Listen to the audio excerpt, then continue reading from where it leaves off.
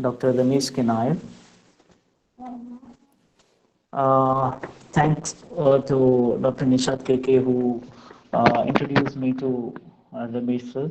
Thank you very much, sir, because actually we have done a number of programs related to water management last year. But unfortunately, because of this pandemic, we couldn't make into practice the continuation of this particular program this year because we need some offline activities. But anyhow, at least we are able to do this kind of continuation through virtual platform as well.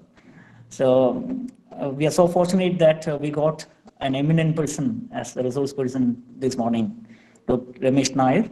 With utmost respect and great pride, I welcome you, sir. Over to you, please. Okay, respected principal, program coordinator, Nishad. Nishad is very close to me. We worked together in. Am I audible? It's okay, sound, or should I increase the volume? Bit more, sir. It's fine, sir. Because I'm using a sound drum, so the echo is really high. That's why I reduce the volume. So if any problem is there, you just raise your hand or you can ask question directly to me. So thank you, Nisha. Thank you, Shamlal, Latif sir, all the coordinators and active workers of Aspire program. Thank you for inviting me. Let's see, means I'm not a public speaker. I'm worked as a guest lecturer and worked with some of the organizations which is related to policy making and other related things. അതുകൊണ്ട് നല്ലൊരു വലിയ public speech ഒന്നും ഞാൻ പ്രതീക്ഷിക്കുന്നില്ല. I always welcome an interactive sessions with students because I can share some of my views and they can also share their ideas because young മൈൻഡിലാണ് കൂടുതൽ ideas വരിക. അപ്പൊ ആ ഐഡിയാസിനെ ഡെവലപ്പ് ചെയ്യലാണ് ശരിക്ക് ഒരു എഡ്യൂക്കേഷൻ കൊണ്ട് ഉദ്ദേശിക്കുന്നത്. ഞാൻ ജസ്റ്റ് ഈ ആസ്പയർ പ്രോഗ്രാമിന്റെ ഒരു ഡീറ്റെയിൽസ്, എനിക്ക് ഈ ഐഡിയ അറിയുന്നുണ്ടായിരുന്നില്ല എന്താ എക്സാക്ട് ഈ ആസ്പയർ എന്നുള്ളത്. അത് നോക്കുമ്പോൾ ഞാൻ കാണുന്നത് വളരെയധികം ആക്റ്റീവ് ആയിട്ടുള്ള ഒരു പ്രവർത്തനം ഈ ആസ്പയറിന്റെ ത്രൂ ചെയ്യുന്നുണ്ട് വേൾഡ് വൈഡില്. ഡോക്ടർ നിഷാദ് പറഞ്ഞ പോലെ ഞാൻ യുനെസ്കോന്റെ പ്രോഗ്രാമിലല്ല വർക്ക് ചെയ്തിട്ടുള്ള. I work with UNICEF in Madhya Pradesh. It's related to drought mitigation program in Madhya Pradesh. We selected 15 districts in Madhya Pradesh that time in 2002-2004 period. And there was 3 districts under me, Khargone, Khandwa and Badwani. These are the border districts of Madhya Pradesh to Maharashtra and Gujarat. Very backward districts, having lot of issues, lot of water related issues. Their annual precipitation is around 200 to 300 mm only. Sometimes in last year, I think Kochi got more than 200 mm in one day. So you can just imagine how much is water scarcity there in that particular area, and their crop pattern is also depend upon this rainfall. ഞാൻ പറയുന്നതിൽ എവിടെയെങ്കിലും നിങ്ങൾക്ക് follow ചെയ്യാൻ പറ്റാതെ വരുമ്പോൾ ഞാൻ പറഞ്ഞല്ലോ, നിങ്ങൾക്ക് ഇന്ററാക്ട് ചെയ്യാം, ക്വസ്റ്റ്യൻ ചോദിക്കാം. ഓക്കെ, അത് ആർക്കും മടി കാണണ്ട. നമുക്ക് കൂടുതലായിട്ട് ഞാൻ എന്റെ സൈഡിൽ നിന്ന് ഒരു ഓൾ ഇന്ത്യ റേഡിയോ ഒന്ന് സംപ്രേഷണം ചെയ്യുന്ന പോലെ ഞാൻ ഒരു സൈഡിൽ നിന്ന് പറഞ്ഞു പോകണ്ട. നിങ്ങൾക്ക് ഇന്ററാക്ട് ചെയ്തിട്ട് നിങ്ങൾക്ക് ക്വസ്റ്റ്യൻ ചോദിക്കാം. അങ്ങനെ ഒരു ഇന്ററാക്റ്റീവ് സെഷനാണ് ഞാൻ പ്രതീക്ഷിക്കുന്നത്. അതുകൊണ്ട് ഞാൻ പറയുന്നത് മുഴുവൻ കേട്ടിരിക്കേണ്ട ആവശ്യമില്ല, നിങ്ങൾക്ക് ക്വസ്റ്റ്യൻ ചോദിക്കാം. അപ്പൊ ഈ ആസ്പയറിന്റെ അണ്ടറില് ഈ ആക്ഷൻ ഫോർ സ്റ്റുഡൻസ് ആണ് മുന്നോട്ട് ഇങ്ങനത്തെ പരിപാടികളൊക്കെ ചെയ്യുന്നതെന്ന് കാണുമ്പോൾ എങ്ങനെ അവരുടെ നോളജ് സൊസൈറ്റിക്ക് വേണ്ടിയിട്ട് അവര് യൂട്ടിലൈസ് ചെയ്യുന്നുണ്ടെന്ന് അറിയുമ്പോൾ വളരെയധികം എന്താ പറയണ്ടേ, സന്തോഷം തോന്നുന്നുണ്ട്. കാരണം മാക്സിമം ഇതിൽ മുന്നൊന്നും തന്നെ സ്റ്റുഡൻസിന്റെ പ്രോഗ്രാംസ് സ്റ്റുഡൻസിനെ ആക്റ്റീവായിട്ട് ഇൻവോൾവ് ചെയ്യിച്ചുകൊണ്ട് ഒരു ഇന്റലക്ച്വൽ റെസ്പോൺസിബിലിറ്റി ലെവലിലേക്ക് കാര്യങ്ങളെ കൊണ്ടുവരാറില്ല. ഈ പ്രോഗ്രാമിന്റെ അണ്ടറിൽ അങ്ങനെ കാര്യങ്ങൾ ചെയ്യുന്നു എന്ന് പറയുമ്പോൾ തന്നെ വളരെയധികം സന്തോഷമുണ്ട്. പരമാവധി സ്റ്റുഡൻസിനെ കൊണ്ട് സമൂഹത്തിന്റെ ഇടയിലേക്ക് ഇറങ്ങിച്ചെന്ന് അവരുടെ പ്രശ്നങ്ങൾ മനസ്സിലാക്കി അതിനനുസരിച്ചുള്ള ഐഡിയാസ് ഡെവലപ്പ് ചെയ്യാവുന്ന ഒരു രീതിയിലേക്ക് എഡ്യൂക്കേഷൻ സിസ്റ്റം മാറേണ്ടതുണ്ട്. അല്ലാണ്ട് വെറും ലാബ് ബേസ്ഡ് വർക്കോ അല്ലെങ്കിൽ ഒരു ക്ലാസ് മുറിയുടെ ഉള്ളിൽ ഇരുന്നുകൊണ്ട് ചെയ്യുന്ന ഒരു വർക്കല്ല ശരിക്കും വിദ്യാഭ്യാസത്തിലൂടെ നമ്മൾ നേടിയെടുക്കേണ്ടത്. അപ്പോൾ ഇതിന്റെ ഹെഡിങ് തന്നെ രസമായിട്ട് തോന്നുന്നു, action by students for promote innovation and reform through education. വളരെ ഉന്നതമായിട്ടുള്ള ഒരു ഐഡിയ ആണ് ഇതിൽ കൂടെ മുന്നോട്ട് വെക്കുന്നത്. Anyway, I congratulate all the people who are working with ASVER program and who conducted a lot of activities in your particular in your area, and hopefully the society can replicate that one in their area, and you can also give input into the various activities under this program, and that definitely support help the people who are around your area. So ഞാൻ ഒരു ചെറിയൊരു presentation ഞാൻ പറഞ്ഞില്ലേ, കുറെ അധികം data നിങ്ങളുടെ മേലേക്ക് കുത്തി നിറയ്ക്കാൻ വേണ്ടിയിട്ടുള്ള ഒരു പ്രസന്റേഷൻ അല്ല. Just we can discuss with some slides, ഒരു ചെറിയ ഐഡിയയിൽ കൂടെ. പിന്നെ എന്താണ് നിങ്ങൾ ഈ സസ്റ്റൈനബിൾ വാട്ടർ മാനേജ്മെന്റ് എന്ന് പറയുന്നതുകൊണ്ട് ഉദ്ദേശിക്കുന്നത്, അതിനെക്കുറിച്ച് നമുക്ക് കുറച്ച് നേരം ഡിസ്കസ് ചെയ്യാം. അതായിരിക്കും നന്നായി. ഞാൻ എൻ്റെ പ്രസന്റേഷൻ ഷെയർ ചെയ്യാം. ഓക്കെ.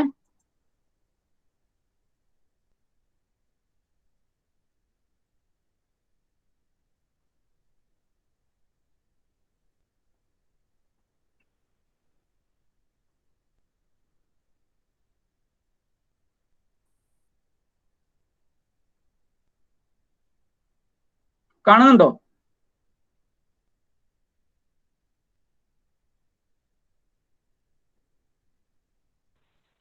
No, sir.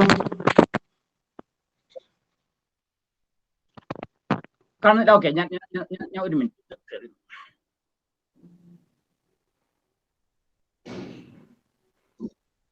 ഇപ്പോഴോ? വിസിബിൾ അല്ലല്ലോ സാറേ. അല്ല, ഒരു മിനിറ്റ്.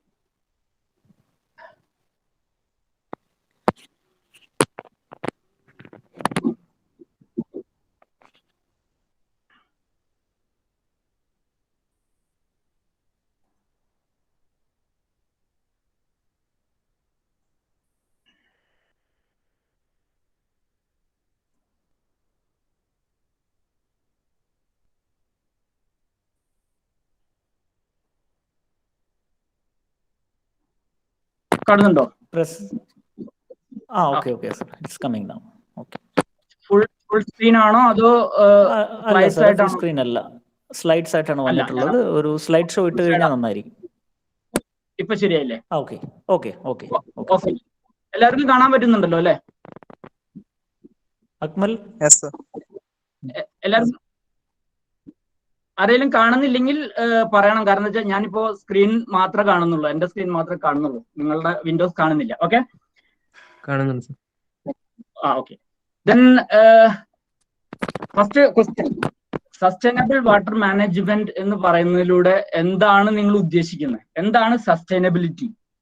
എന്താണ് സസ്റ്റൈനബിൾ? നിങ്ങൾ എപ്പോഴെങ്കിലും അത് ചിന്തിച്ചിട്ടുണ്ട്? എന്താണ് സസ്റ്റൈനബിൾ? ഈ വാക്ക് എവിടുന്ന് വന്നു? From where you got the sustainable word?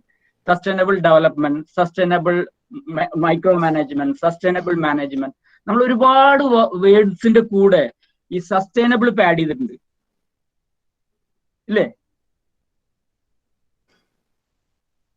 കേൾക്കുന്നു? ആരും റെസ്പോണ്ട് ചെയ്യുന്നില്ല. ഓക്കെ, അപ്പൊ നമ്മള് ഇപ്പോ UN പോലും അവരുടെ കഴിഞ്ഞ ഒരു 15 വർഷത്തെ എയിം ഉണ്ടായിരുന്നു, മില്ലേനിയം ഡെവലപ്മെന്റ് ഗോൾ ആയിരുന്നു. നമ്മൾ കേട്ടിട്ടുണ്ടായിരിക്കും അല്ലെ? മില്ലേനിയം ഡെവലപ്മെന്റ് ഗോൾസ്, MDG എന്ന് പറഞ്ഞിട്ട്. അത് 2015 അത് അവസാനിച്ചു. അത് ആ MDGയുടെ അണ്ടറിലായിട്ട് കുറെ അധികം ഡെവലപ്മെന്റ് പ്രോഗ്രാംസ്, എങ്ങനെയൊക്കെ ഹ്യൂമൻ ഡെവലപ്മെന്റ് ഇൻഡെക്സ് ഇൻക്രീസ് ചെയ്യാൻ പറ്റും, നല്ല പോയിന്റ്സ് എടുക്കാൻ പറ്റും, അതിനൊക്കെയുള്ള കുറെ മാർഗനിർദ്ദേശങ്ങൾ UN കൊടുത്തിട്ടുണ്ടായിരുന്നു. 2015 ആ MDG ഗോൾസ് കംപ്ലീറ്റ് ചെയ്തു. India achieved almost from 70 to 80% of the MDG goals. നമ്മൾ കുറെ അധികം കാര്യങ്ങളിൽ മുന്നോട്ട് പോയി. 2015 to 2030 UN മുന്നോട്ട് വയ്ക്കുന്നതാണ് സസ്റ്റൈനബിൾ ഡെവലപ്മെന്റ് ഗോൾസ്, SDG. അപ്പൊ UN പോലും സസ്റ്റൈനബിൾ എന്നുള്ള വാക്ക് വളരെയധികം ഇമ്പോർട്ടൻസോട് കൂടി അവരുടെ പ്രോഗ്രാംസിന്റെ ഹെഡിങ്ങിൽ ഇട്ടിട്ടുണ്ട്. അതാണ് സസ്റ്റൈനബിൾ എന്നുള്ള വാക്കിന്റെ ഇമ്പോർട്ടൻസ്. കാരണം ഇതുവരെ നമ്മൾ കണ്ടെത്തിയിട്ട് നമ്മൾ ചെയ്തിരുന്ന ഡെവലപ്മെന്റ് ആക്ടിവിറ്റീസ് എല്ലാം തന്നെ, ഡെവലപ്മെന്റ് ആക്ടിവിറ്റീസ് ഓരോ രാജ്യത്തിന്റെ മാക്സിമം അവർക്ക് ഏതൊക്കെ രീതിയിൽ, ഏതൊക്കെ മേഖലയിൽ ഡെവലപ്മെന്റ് കൊണ്ടുവരാൻ സാധിക്കും, അത് മാത്രമായിരുന്നു ചിന്തിച്ചിരുന്നത്. അപ്പൊ ഡെവലപ്മെന്റ് മാത്രമായിരുന്നു അന്നത്തെ കാലത്ത് എയിം. അതുകൊണ്ടായിരുന്നു മില്ലേനിയം ഡെവലപ്മെന്റ് ഗോൾസിൽ ഈ സസ്റ്റൈനബിൾ എന്നുള്ള വേർഡിനെ കുറിച്ച് സംസാരിച്ചിട്ടില്ല.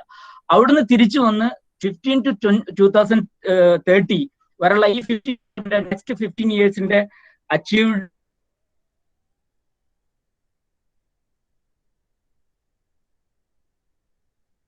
അതാണ് സസ്റ്റൈനബിൾ ഡെവലപ്മെന്റ് ഗോൾസിന്റെ ഇമ്പോർട്ടൻസ് വരുന്നത്. അപ്പൊ നമ്മൾ ചിന്തിക്കേണ്ടത് എന്താണ് സസ്റ്റൈനബിൾ? സസ്റ്റൈനബിൾ എന്ന് പറഞ്ഞാൽ ഇപ്പൊ ഉള്ള അവസ്ഥയിലുള്ള എല്ലാ നീഡ്സിനെയും മാനേജ് ചെയ്യാൻ പറ്റണം, അതിനുള്ള എബിലിറ്റി നമുക്ക് ഉണ്ടാവണം. ഒപ്പം തന്നെ അടുത്ത ജനറേഷനെ, അടുത്ത കാലഘട്ടത്തിൽ വരുന്ന ആൾക്കാർക്ക്, അത് അടുത്ത പോപ്പുലേഷന് അല്ലെങ്കിൽ പ്രകൃതിക്ക് ഈ സംഭവങ്ങളൊക്കെ തന്നെ ഉപയോഗിക്കാൻ പറ്റുന്ന രീതിയിൽ ഉണ്ടാവണം ഇവിടെ. അതാണ് സസ്റ്റൈനബിൾ. സസ്റ്റൈനബിൾ നമ്മൾ മലയാളത്തിൽ പറയുമ്പോൾ സുസ്ഥിരം. ആ വാക്ക് മലയാളത്തിൽ വളരെ ഇമ്പോർട്ടൻ്റ് ആണ്. സുസ്ഥിരം, ഇതേപോലെ തന്നെ നിലനിൽക്കുന്നത്, സ്ഥിരമായി നിൽക്കുന്നത്, അതാണ് സുസ്ഥിരം. ആ വാക്ക്, ആ വാക്കിന്റെ ഇമ്പോർട്ടൻസ് കറക്റ്റായി മനസ്സിലാക്കി കഴിഞ്ഞാൽ മാത്രമാണ് ഓരോ ഡെവലപ്മെന്റ് ഗോൾസിലും നമുക്ക് വരുന്ന തലമുറയ്ക്ക് എന്തൊക്കെ കൊടുക്കാൻ പറ്റും, വരുന്ന തലമുറയ്ക്ക് എന്തൊക്കെ കരുതി വെക്കാൻ പറ്റും എന്നുള്ളതിനെ കുറിച്ചിട്ട് മനസ്സിലാവുള്ളൂ. കാരണം ഡെവലപ്മെന്റിന്റെ പിന്നാലെ പോകുന്നത് നമുക്ക് അടുത്ത തലമുറയ്ക്ക് വലിയൊരു വിനാശത്തിലേക്ക് കൊണ്ടെത്തിക്കും എന്നുള്ള UN കാഴ്ചപ്പാടാണ് നമ്മൾ ഇപ്പോൾ സസ്റ്റൈനബിൾ ഡെവലപ്മെന്റ് ഗോൾസിലേക്ക് എത്തി നിൽക്കുന്നത്. അത് 2015 സ്റ്റാർട്ട് ചെയ്തു, 2030 അവസാനിക്കും. അതിലെ കുറെ അധികം പോയിന്റ്സ് ഉണ്ട്. അതിൽ ഒരു ഭാഗം മാത്രമാണ് സസ്റ്റൈനബിൾ വാട്ടർ മാനേജ്മെന്റ് എന്നുള്ള ഒരു പോർഷൻ വരുന്ന SDGയുടെ ഭാഗമായിട്ട്. ഓക്കെ, കമ്മിങ് ഇൻ ടു ഇന്നൊരു ഇമ്പോർട്ടന്റ് ദിവസമാണ് അല്ലെ? എല്ലാവർക്കും അറിയാലോ, ഇന്ന് വേൾഡ് വെറ്റ്ലാൻഡ് ഡേ ആണ്. എന്താ ഫെബ്രുവരി 2 വേൾഡ് അറിഞ്ഞില്ലായിരുന്നു. വേൾഡ് വെറ്റ്ലാൻഡ് ഡേ എല്ലാ വർഷവും ഫെബ്രുവരി 2 ആഘോഷിക്കുന്നു. എന്താണ് വേൾഡ് വെറ്റ്ലാൻഡ് ഡേ? എന്താണ് വെറ്റ്ലാൻഡിന്റെ ഇമ്പോർട്ടൻസ്? ഈ ഫെബ്രുവരി 2 1971 വെറ്റ്ലാൻഡ് സിസ്റ്റത്തിനെ മാനേജ് ചെയ്യേണ്ട അല്ലെങ്കിൽ അതിനെ രക്ഷിക്കേണ്ടതായിട്ടുള്ള ഒരു ബാധ്യത ജനങ്ങൾക്കുണ്ട്, രാജ്യങ്ങൾക്കുണ്ട് എന്നുള്ള ഒരു ട്രീറ്റി സൈൻ ചെയ്തത്. രാംസാർ, ഇറാനിലെ രാംസാർ എന്നുള്ള ഒരു സ്ഥലത്ത് വെച്ചിട്ടായിരുന്നു ആ മീറ്റിംഗ് നടന്നത്. അവിടെ വെച്ചിട്ടാണ് ആ ട്രീറ്റി എല്ലാ രാജ്യങ്ങളും സൈൻ ചെയ്തത്. ഇന്ത്യൻ അതിന്റെ ഭാഗമാണ്. ഇന്ത്യ രാംസാർ കൺവെൻഷന്റെ ഭാഗമായിട്ട് മാറുന്നത് 1982 ഓൾമോസ്റ്റ് ഒരു 10 years ആഫ്റ്റർ ആണ്. 1975 ഓൾമോസ്റ്റ് രാംസാർ കൺവെൻഷന്റെ എല്ലാ പോളിസികളും ഒരു രൂപരേഖ ഉണ്ടായത്. ഇന്ത്യ 1982 അതിൽ ജോയിൻ ചെയ്തു. ഇപ്പോ ഇന്ത്യയിൽ തന്നെ, ലോകത്തിൽ തന്നെ ഒരു 2400ഓളം മേജർ വെറ്റ്ലാൻഡ്സ് ഒക്കെ തന്നെ ഈ രാംസാർ കൺവെൻഷന്റെ അണ്ടറിലാണ്. അതിന്റെ മാനേജ്മെന്റിനും അതുപോലെ അതിന്റെ ഡെവലപ്മെന്റിനും വേണ്ടിയിട്ടുള്ള എല്ലാവിധ സഹായങ്ങളും ചെയ്തു തരുന്നുണ്ട്. ഇന്ത്യയിൽ എത്ര രാംസാർ സൈറ്റ്സ് ഉണ്ടെന്നറിയോ? കേരളത്തിൽ എത്ര രാംസാർ സൈറ്റ് ഉണ്ടെന്നറിയോ? എനിബഡി? ആർക്കും അറിയില്ല? ഹലോ, ആർക്കും അറിയില്ല? ഇന്ത്യയിൽ എത്ര രാംസാർ സൈറ്റ്സ് ഉണ്ട്? Sorry sir. കേരളത്തിൽ എത്ര രാംസാർ സൈറ്റ്സ് ഉണ്ട്? Sorry sir. വെറ്റ്ലാൻഡ്സിന്റെ ഇമ്പോർട്ടൻസ് എന്ത്? ഇങ്ങനെ ഒരുപാട് ക്വസ്റ്റ്യങ്ങൾ നമ്മുടെ മുന്നിലുണ്ട്. ഒരുപാട് സംഭവങ്ങൾ നമ്മളുടെ ഇടയിൽ കൂടെ നടന്നു പോകുന്നുണ്ട് ഈ സസ്റ്റൈനബിൾ വാട്ടർ മാനേജ്മെന്റിനെ കുറിച്ച് ചിന്തിക്കുമ്പോൾ. ഇന്ത്യയിൽ ആകെ കൂടി ഇപ്പോ 2020 വരെ 42 രാംസാർ സൈറ്റുകൾ സെലക്ട് ചെയ്തിട്ടുണ്ട് ഓൾ ഓവർ ഇന്ത്യയിൽ. അതിലൊരു രാംസാർ സൈറ്റ് ആണ് ഭോപ്പാലിലെ ബോജു വെറ്റ്ലാൻഡ്. അത് ഭോപ്പാൽ സിറ്റിയോട് ബന്ധപ്പെട്ട് കിടക്കുന്ന ഒരു വെറ്റ്ലാൻഡ് സിസ്റ്റം, ഒരു മാൻമെയ്ഡ് ലേക്ക് ആണ്. ട്വിൻ ലേക്സ് ആണ്, അപ്പർ ലേക്ക് ആൻഡ് ലോവർ ലേക്ക്. അതിൽ അപ്പർ ലേക്കിന്റെ വാട്ടർ ക്വാളിറ്റി അതുപോലെ ലേക്ക് മാനേജ്മെന്റിന്റെ സ്റ്റഡി ആയിരുന്നു ഞാൻ എന്റെ PhD തീസിസ് ആയിട്ട് ചെയ്തു തീർത്തത്, റിസർച്ച് വർക്ക് ഞാൻ ചെയ്തത്. അത് രാംസാർ സൈറ്റ് ആണ്. ഞാൻ അന്ന് എന്റെ PhD ചെയ്യുന്ന സമയത്ത്, അതായത് ഓൾമോസ്റ്റ് 2004 ടൈമിൽ ഇന്ത്യയിൽ ടോട്ടൽ 27 രാംസാർ സൈറ്റ്സ് ഉണ്ടായിരുന്നുള്ളൂ. കേരളത്തിൽ ഇപ്പൊ ഓൾ ഓവർ ഇന്ത്യയിൽ 42ഓളം രാംസാർ സെലക്ടഡ് സൈറ്റ്സ് ഉണ്ട്. ആ സൈറ്റ്സിന്റെ എല്ലാവിധ മാനേജ്മെന്റ് ആക്ടിവിറ്റീസിനും രാംസാർ കൺവെൻഷൻ നമ്മൾ തന്നെ സപ്പോർട്ട് ചെയ്യുന്നുണ്ട്. കേരളത്തിൽ 3 രാംസാർ സൈറ്റ്സ് ഉണ്ട്. അറ്റ്ലീസ്റ്റ് ഏതെങ്കിലും ഒന്ന് നിങ്ങൾക്ക് പറയാൻ പറ്റുമോ? കേരളത്തിലുള്ള 3 രാംസാർ സൈറ്റ്സ്. രാംസാർ കൺവെൻഷൻ കേട്ടിട്ടുണ്ടോ? അതും കേട്ടിട്ടില്ലേ? കേട്ടിട്ടില്ല?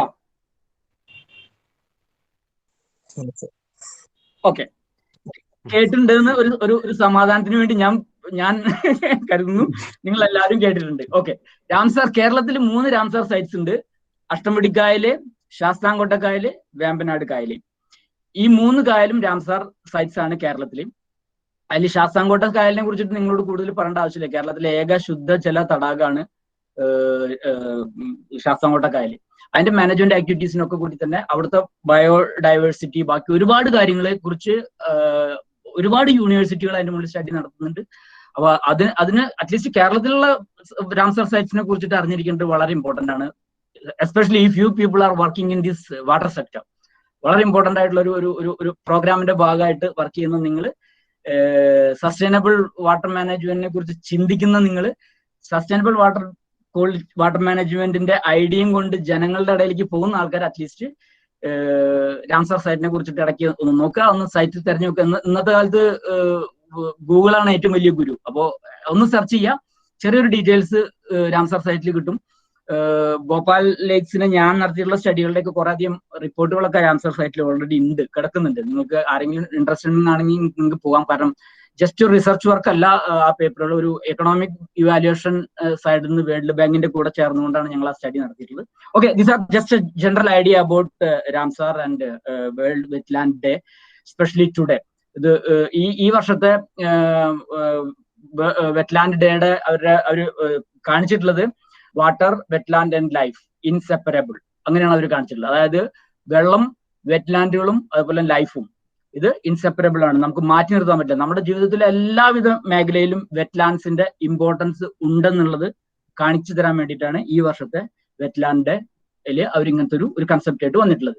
നോക്കാം, വെറ്റ്ലാൻഡ്സിന്റെ ഇമ്പോർട്ടൻസ് ജസ്റ്റ് ഒന്ന് ഓടിച്ചു നോക്കാം. എന്തൊക്കെയാണ് വളരെ ഇമ്പോർട്ടന്റ് ആയിട്ടുള്ള കാര്യങ്ങൾ വെറ്റ്ലാൻഡ് നമുക്ക് ചെയ്തത്. വെറ്റ്ലാൻഡ് എന്ന് പറഞ്ഞു കഴിഞ്ഞാൽ നമുക്ക് അറിയാം, മലയാളത്തിൽ പറഞ്ഞാൽ തണ്ണീർ തടങ്ങൾ.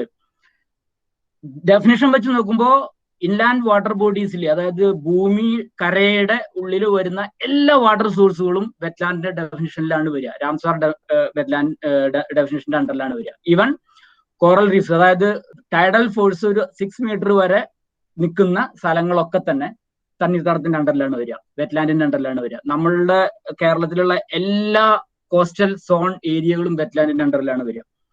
നമ്മളുടെ എല്ലാ പാടങ്ങളും, കോൾപ്പാടങ്ങളും, പുഴകളും, കായലുകളും, തോടുകളും, കുളങ്ങളും എല്ലാം വരുന്നത് വെറ്റ്ലാൻഡ് അണ്ടറിലാണ്. അപ്പൊ തണ്ണീർത്തടം എന്ന് പറഞ്ഞിട്ട് നമ്മൾ ജസ്റ്റ് ഒരു ഡെഫിനേഷൻ കൊടുക്കുന്നതോട് കൂടിയിട്ട് നമ്മൾ ചിന്തിക്കുന്നത് ഇത് വേസ്റ്റ് ആയിട്ടുള്ള ഒരു ഏരിയ ആണ്, വേസ്റ്റ് ആയിട്ടുള്ള ഒരു പീസ് ഓഫ് ലാൻഡ് ആണ് എന്നുള്ള രീതിയിലല്ല. വളരെ ഇമ്പോർട്ടന്റ് ആയിട്ടുള്ള ഒരുപാട് കാര്യങ്ങൾ, ഒരുപാട് ആക്ടിവിറ്റീസ് ഈ വെറ്റ്ലാൻഡിനോട് ബന്ധപ്പെട്ടിട്ട് നമുക്ക് കിട്ടുന്നുണ്ട്, നമുക്ക് ചെയ്യുന്നുണ്ട്. നോക്കാം. ഒന്ന്, സ്റ്റോർ ക്ലീൻ വാട്ടർ. വെറ്റ്ലാൻഡ്സ് ആണ് ശരിക്കും പറയുകയാണെങ്കിൽ മഴക്കാലത്ത്, അതായത് നമ്മുടെ നാട്ടിൽ പെയ്യുന്ന മഴയുടെ കൂടുതൽ ഭാഗങ്ങളും ശേഖരിച്ച് വയ്ക്കുന്നത്. അതുകൊണ്ട് തന്നെ വെറ്റ്ലാൻഡ്സിന് നമ്മൾ സ്പോഞ്ച് ഓഫ് നേച്ചർ എന്ന് പറയാറുണ്ട്. അത് വെള്ളം പിടിച്ചു വെക്കും മഴ പെയ്യുന്ന സമയത്ത്, പിന്നെ ആവശ്യത്തിനനുസരിച്ചും അത് വെള്ളം മെല്ലെ മെല്ലെ വിട്ടുകൊടുക്കും. അതുകൊണ്ടാണ് അതിനെ സ്പോഞ്ച് എന്ന് പറയുന്നത്. ഒരു മാക്സിമം ഫ്രഷ് വാട്ടറിനെ പിടിച്ചു വെക്കുന്നത് വെറ്റ്ലാൻഡ്സുകളാണ്. പിന്നെ അതുപോലെ തന്നെ naturally filter pollutants, living water we can safely drink. എല്ലാ വെറ്റ്ലാൻഡ്സിന്റെയും മെയിൻ ഫംഗ്ഷനിലൊന്ന് വരുന്ന വെള്ളത്തിൽ ഉള്ള പൊള്യൂട്ടൻസിനെ കുറയ്ക്കുക, അതിനെ നാച്ചുറലി ആയിട്ട് ട്രീറ്റ് ചെയ്തിട്ട് വേണ്ട രീതിയിൽ വെള്ളത്തിന് ഗ്രൗണ്ട് വാട്ടർ റീചാർജിനോ ബാക്കി കാര്യങ്ങൾക്കോ വിട്ടുകൊടുക്കുക. അതാണ് എല്ലാ വെറ്റ്ലാൻഡ്സിന്റെയും മെയിൻ ആയിട്ടുള്ള ഒരു ഫംഗ്ഷൻ. അത് വളരെ ഇമ്പോർട്ടന്റ് ആണ് നിങ്ങളുടെ ഏരിയയിൽ. കാരണം നിഷാദ് സാർ എന്നോട് ഓൾറെഡി സംസാരിക്കുമ്പോൾ പറഞ്ഞിരുന്നു, ആ ഏരിയയിൽ ഗ്രൗണ്ട് വാട്ടർ പൊള്യൂഷനും അതുപോലെ പെസ്റ്റിസൈഡ് കണ്ടാമിനേഷന്റെ ഒക്കെ വളരെയധികം ഇഷ്യൂസ് ഉണ്ട് പറഞ്ഞു. അപ്പൊ ഈ രീതിയിൽ പോകുമ്പോൾ നമുക്ക് ആദ്യം ചിന്തിക്കേണ്ടത് ആ ഏരിയയിലുള്ള വാട്ടർ മാനേജ്മെന്റ് സിസ്റ്റത്തിൽ വന്നിട്ടുള്ള ചേഞ്ചസ്, ലാസ്റ്റ് ഒരു 15-25 ഇയേഴ്സിൽ എന്തൊക്കെ മേജർ ചേഞ്ചസ് വന്നിട്ടുണ്ട്, ആ ചേഞ്ചസ് എങ്ങനെ നമുക്ക് സസ്റ്റൈനബിൾ ലെവലിൽ കൊണ്ടുവരാൻ സാധിക്കും ഈ പൊല്യൂഷന്റെ സംഭവങ്ങൾ കുറയ്ക്കാനായിട്ട്. ആ രീതിയിൽ ചിന്തിക്കുമ്പോൾ നിങ്ങൾ ഈ വെറ്റ്ലാൻഡ്സിന്റെ ഇമ്പോർട്ടൻസ്, വെറ്റ്ലാൻഡ്സിന്റെ ഈ ഫംഗ്ഷൻ വളരെ വളരെ കാര്യമായിട്ട് ശ്രദ്ധിക്കേണ്ട ഒരു ഭാഗമാണ്. ഇനി കീപ്സ് അസ് ഫീഡ്, അതായത് എത്രയധികം നമുക്ക് ബാക്കി ഫുഡ് പ്രൊഡക്ഷന്റെ സൈഡിൽ വെറ്റ്ലാൻഡ്സ് ഉണ്ടെന്നുള്ളതിനെ കുറിച്ച് അവർ പറയുന്നത് നമുക്കറിയാം. നമ്മുടെ എല്ലാ പാടങ്ങളും എല്ലാ അഗ്രികൾച്ചർ ഫാം ഏരിയകളും വെറ്റ്ലാൻഡ് ഡെഫിനിഷന്റെ അണ്ടറിൽ വരുന്നെങ്കിൽ നമുക്ക് പറയാം കേരളത്തിന് 100%, കേരളത്തിൽ നിന്നല്ല ഇന്ത്യയിൽ 100% ഫുഡ് പ്രൊഡക്ഷൻ നടക്കുന്നത് ഈ വെറ്റ്ലാൻഡ്സിലാണ്, ഈ വെറ്റ്ലാൻഡ് സിസ്റ്റത്തിൽ നിന്നാണെന്ന് നിങ്ങൾക്ക് കണ്ടെത്താൻ പറ്റും. ടോട്ടൽ ഒരു ആവറേജ് അവർ പറയുന്നത് ഒരു 12 മില്യൺ ടൺസ് ഫിഷ് പ്രൊഡ്യൂസ് ചെയ്യുന്നുണ്ട് 2018 കണക്ക് പ്രകാരം വെറ്റ്ലാൻഡ്സ് നിന്ന് മാത്രം ഇൻലാൻഡ് ഫിഷറീസ് ഏരിയയിൽ നിന്നാണ് കണ്ടെത്തിയിട്ടുള്ളത്. റൈസ് പാഡീസ് ഞാൻ ഓൾറെഡി പറഞ്ഞു കഴിഞ്ഞു. 3.5 ബില്യൺ പീപ്പിളിനെ തീറ്റിപ്പോറ്റാനായിട്ടുള്ള രീതിയിലുള്ള ഫുഡ് പ്രൊഡക്ഷൻ നടക്കുന്നത് ഈ വെറ്റ്ലാൻഡ് സിസ്റ്റത്തിൽ നിന്നാണ്. 3.5 ബില്യൺ എന്ന് പറഞ്ഞു കഴിഞ്ഞാൽ ഓൾമോസ്റ്റ് വേൾഡ് പോപ്പുലേഷന്റെ പകുതിയായി. എത്രയാണ് വേൾഡ് പോപ്പുലേഷൻ അറിയോ? വേൾഡ് പോപ്പുലേഷൻ ഇപ്പോൾ 7.8 അടുത്താണ് നിൽക്കുന്നത്, ബില്യന്റെ അടുത്താണ് നിൽക്കുന്നത്. അതിൽ 3.7 ബില്യണിനുള്ള ഫുഡ് പ്രൊഡക്ഷൻ, അതായത് റൈസ് പ്രൊഡക്ഷൻ, ബാക്കിയുള്ള സംഭവങ്ങൾ ഈ വെറ്റ്ലാൻഡ്സ് നിന്നാണെന്ന് പറഞ്ഞാൽ അതിന്റെ അർത്ഥം പകുതിയോളം ലോക ജനതയെ ഭക്ഷണം കൊടുത്ത് വളർത്തുന്നത് ഈ വെറ്റ്ലാൻഡ് സിസ്റ്റങ്ങളാണെന്ന് നമുക്ക് മനസ്സിലാക്കുന്നത്. പിന്നെ ഗ്ലോബൽ എക്കണോമിനെ പറയുന്നുണ്ട്. അതുപോലെ തന്നെ പ്രകൃതിയിലെ നമ്മളുടെ ഭൂമിയിൽ കാണുന്ന ഒരുപാട് സ്പീഷീസിനെ സപ്പോർട്ട് ചെയ്യുന്നത് 40% ഓഫ് ദ വേൾഡ് സ്പീഷീസിൽ ഈ വെറ്റ്ലാൻഡ് സിസ്റ്റത്തിനോട് ബന്ധപ്പെട്ടിട്ടാണ് അവിടെ ബ്രീഡിംഗ് നടത്തുന്നതെന്നാണ് കണ്ടെത്തിയിട്ടുള്ളത്. ഫിഷ് പ്രൊഡക്ഷൻ, പിന്നെ ഓക്കെ ക്ലൈമാറ്റിക് ചേഞ്ചസ് ഈ വെറ്റ്ലാൻഡിനെ ബാധിക്കുമോ? തീർച്ചയായിട്ടും. നമ്മൾ ഈ വെറ്റ്ലാൻഡ് സിസ്റ്റത്തിനെ കുറിച്ച് പഠിക്കുമ്പോൾ നിങ്ങൾ ജസ്റ്റ് നിങ്ങളുടെ മനസ്സിലൊന്ന് ഓർത്താൽ മതി. നിങ്ങളുടെ ഏരിയയിൽ ചെറുപ്പത്തിൽ ഉണ്ടായിരുന്ന കുളങ്ങളിൽ നിന്നും ചെറിയ തോടുകളിൽ നിന്നും ചെറിയ പുഴകളിൽ നിന്നും എത്രമാത്രം വ്യത്യാസം നിങ്ങളുടെ കാലയളവിൽ, അതായത് 20 വർഷത്തെ 25 വർഷത്തെ കാലയളവിൽ ഉണ്ടായിട്ടുണ്ട്. നിങ്ങൾ മനസ്സിലും ചിന്തിച്ചാൽ മതി. നിങ്ങളുടെ ഏരിയയിൽ എത്ര കുളങ്ങൾ മണ്ണിട്ട് നികത്തി, നിങ്ങളുടെ ഏരിയയിൽ എത്ര പാടങ്ങൾ, വെള്ളം കെട്ടി നിന്നിരുന്ന എത്ര പാടങ്ങൾ മണ്ണിട്ട് നികത്തി, ഡെവലപ്ഡ് ഏരിയ ആയിട്ട് മാറി. അതൊക്കെ നമ്മളെ ബാധിക്കും. എങ്ങനെ ബാധിക്കും എന്ന് ചോദിച്ചാൽ ഞാൻ അടുത്തതിൽ പറയാം. കുറെ അധികം ഫങ്ഷൻസിന്റെ പറഞ്ഞ് നിങ്ങൾ തന്നെ ഒരുപാട് തലയിൽ എന്താ പറയുക ഡാറ്റ നിറയ്ക്കേണ്ട എന്നുള്ള ലെവലിൽ ഞാൻ കുറച്ചാണ്. പക്ഷെ നമുക്ക് ഡിസ്കസ് ചെയ്യുമ്പോൾ പോയിന്റുകളൊക്കെ തന്നെ കൊണ്ടുവരാൻ പറ്റും. ഒരു ഏരിയയിലെ ക്ലൈമാറ്റിനെ നിയന്ത്രിക്കുന്നതിനെ പറയുന്ന ഒരു ചെറിയൊരു വേർഡാണ് micro climate management. Micro climate എന്ന് പറഞ്ഞാൽ ആ ഏരിയയിലെ അന്തരീക്ഷത്തിൽ നിൽക്കുന്ന അറ്റ്മോസ്ഫിയറിലെ വേപ്പർ കണ്ടന്റ് ആണ് ആ ഏരിയയിലെ ചൂടിനെയും തണുപ്പിനെയും നിയന്ത്രിക്കുക. നമ്മുടെ ഭൂമിയിൽ വേപ്പർ കണ്ടന്റ് ഉണ്ടായിരുന്നില്ലെങ്കിൽ പകൽ സമയത്തെ ടെമ്പറേച്ചർ ഒരു 100 ഡിഗ്രി സെന്റിഗ്രേഡിന് മുകളിലായിരുന്നു, രാത്രിയിലെ ടെമ്പറേച്ചർ -40 അടുത്തേക്ക് ആകുമായിരുന്നു. അപ്പൊ ഈ ഭൂമിയിലെ ടെമ്പറേച്ചറിനെ കൺട്രോൾ ചെയ്യുന്ന സിസ്റ്റം എന്ന് പറയുന്നത് വാട്ടർ വേപ്പർ ആണ്. ഒരു ഏരിയയിലെ വാട്ടർ ബോഡീസ് നിന്ന് വരുന്ന വാട്ടർ വേപ്പർ ആ ഏരിയയിലെ ടെമ്പറേച്ചറിനെ എത്രത്തോളം കൺട്രോൾ ചെയ്യുന്നു, അത് വാട്ടർ ബോഡീസ് മാത്രമല്ല ചെടികളുടെ ഇലകളിൽ നിന്ന് വരുന്ന ഇവാപ്പോ ട്രാൻസ്പിറേഷൻ, ഇതൊക്കെ അതിന്റെ ഫാക്ടറാണ്. അപ്പൊ നമ്മളൊരു കുളം, നമ്മുടെ ഏരിയയിലുള്ള ഒരു വാട്ടർ ബോഡീനെ നശിപ്പിക്കുക എന്ന് പറഞ്ഞു കഴിഞ്ഞാൽ നമ്മൾ ഒരു പുതിയ AC വാങ്ങിക്കാനായിട്ട് തയ്യാറെടുക്കുക എന്നുള്ളതും കൂടിയാണ്. മനസ്സിലാവുന്നുണ്ടോ? ക്ലൈമാറ്റ് ചേഞ്ച് അവിടുന്ന് തൊട്ടേ സ്റ്റാർട്ട് ചെയ്യാം.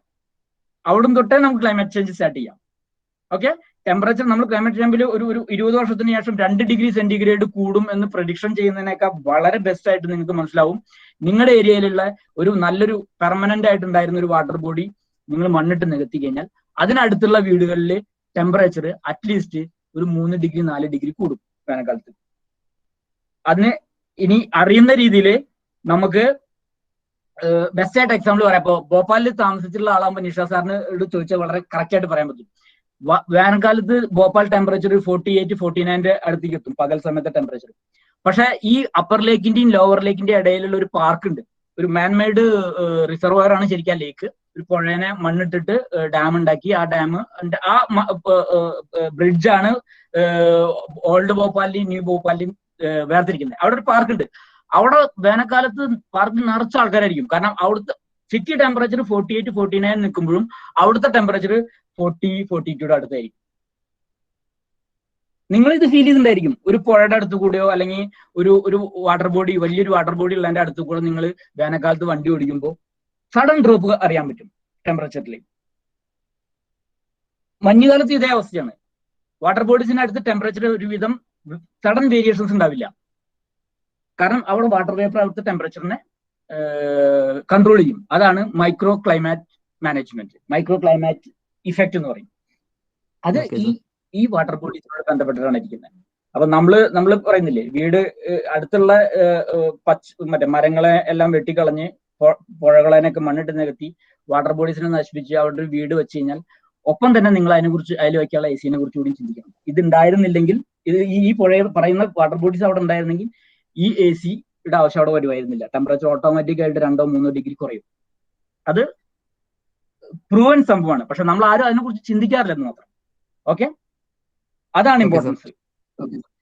അതാണ് ഇമ്പോർട്ടൻസ്. ഓക്കെ, ജസ്റ്റ് നമുക്കൊരു ഫ്രഷ് വാട്ടറിനെ കുറിച്ചുള്ള ഒരു ഐഡിയ നോക്കിക്കാം. ഫ്രഷ് വാട്ടർ നമ്മളെല്ലാം പറയാറുണ്ട് 97%, 97.5% ഉപ്പുകളാണ്. നമുക്ക് ആ കൂടി കിട്ടാനുള്ളത് ലെസ് ദാൻ 3% ആണ് ഫ്രഷ് വാട്ടർ ഉള്ളത്. ഈ ലെസ് ദാൻ 3% വേൾഡിലുള്ളതിൽ തന്നെ മേജർ പോർഷൻ കിടക്കുന്നത്, അതായത് 2/3 പോർഷൻ കിടക്കുന്നത് ഐസ് ഫോമിലാണ്, ആർട്ടിക് റീജിയനിൽ, അന്റാർട്ടിക് റീജിയനിലും ആർട്ടിക് റീജിയനിലും. പിന്നെ നമുക്ക് കിട്ടുന്ന ഫ്രഷ് വാട്ടറിന്റെ മേജർ സോഴ്സ് കിടക്കുന്നത് ഗ്രൗണ്ട് വാട്ടർ ആണ്. അതും നമുക്ക് പെട്ടെന്ന് കിട്ടുന്നതല്ല. പിന്നെ അവൈലബിൾ ആയിട്ട് നമുക്ക് നോക്കുകയാണെങ്കിൽ ഫ്രഷ് വാട്ടർ മനുഷ്യർ ഉപയോഗിക്കുന്ന രീതിയിൽ കിടക്കുന്നത് പുഴകളിലും കായലുകളിലും ഒക്കെ കിടക്കുന്ന വെള്ളങ്ങളാണ്, അല്ലെങ്കിൽ നമ്മൾ സാച്ചുറേറ്റഡ് വാട്ടറായിട്ട് ഭൂമിയുടെ അടുത്ത് കിടക്കുന്ന വെള്ളം. അത് വളരെ ചെറിയൊരു എമൗണ്ട് മാത്രമേ ഉള്ളൂ. അതായത് എക്സാക്ട് പറയുമ്പോൾ 0.01%.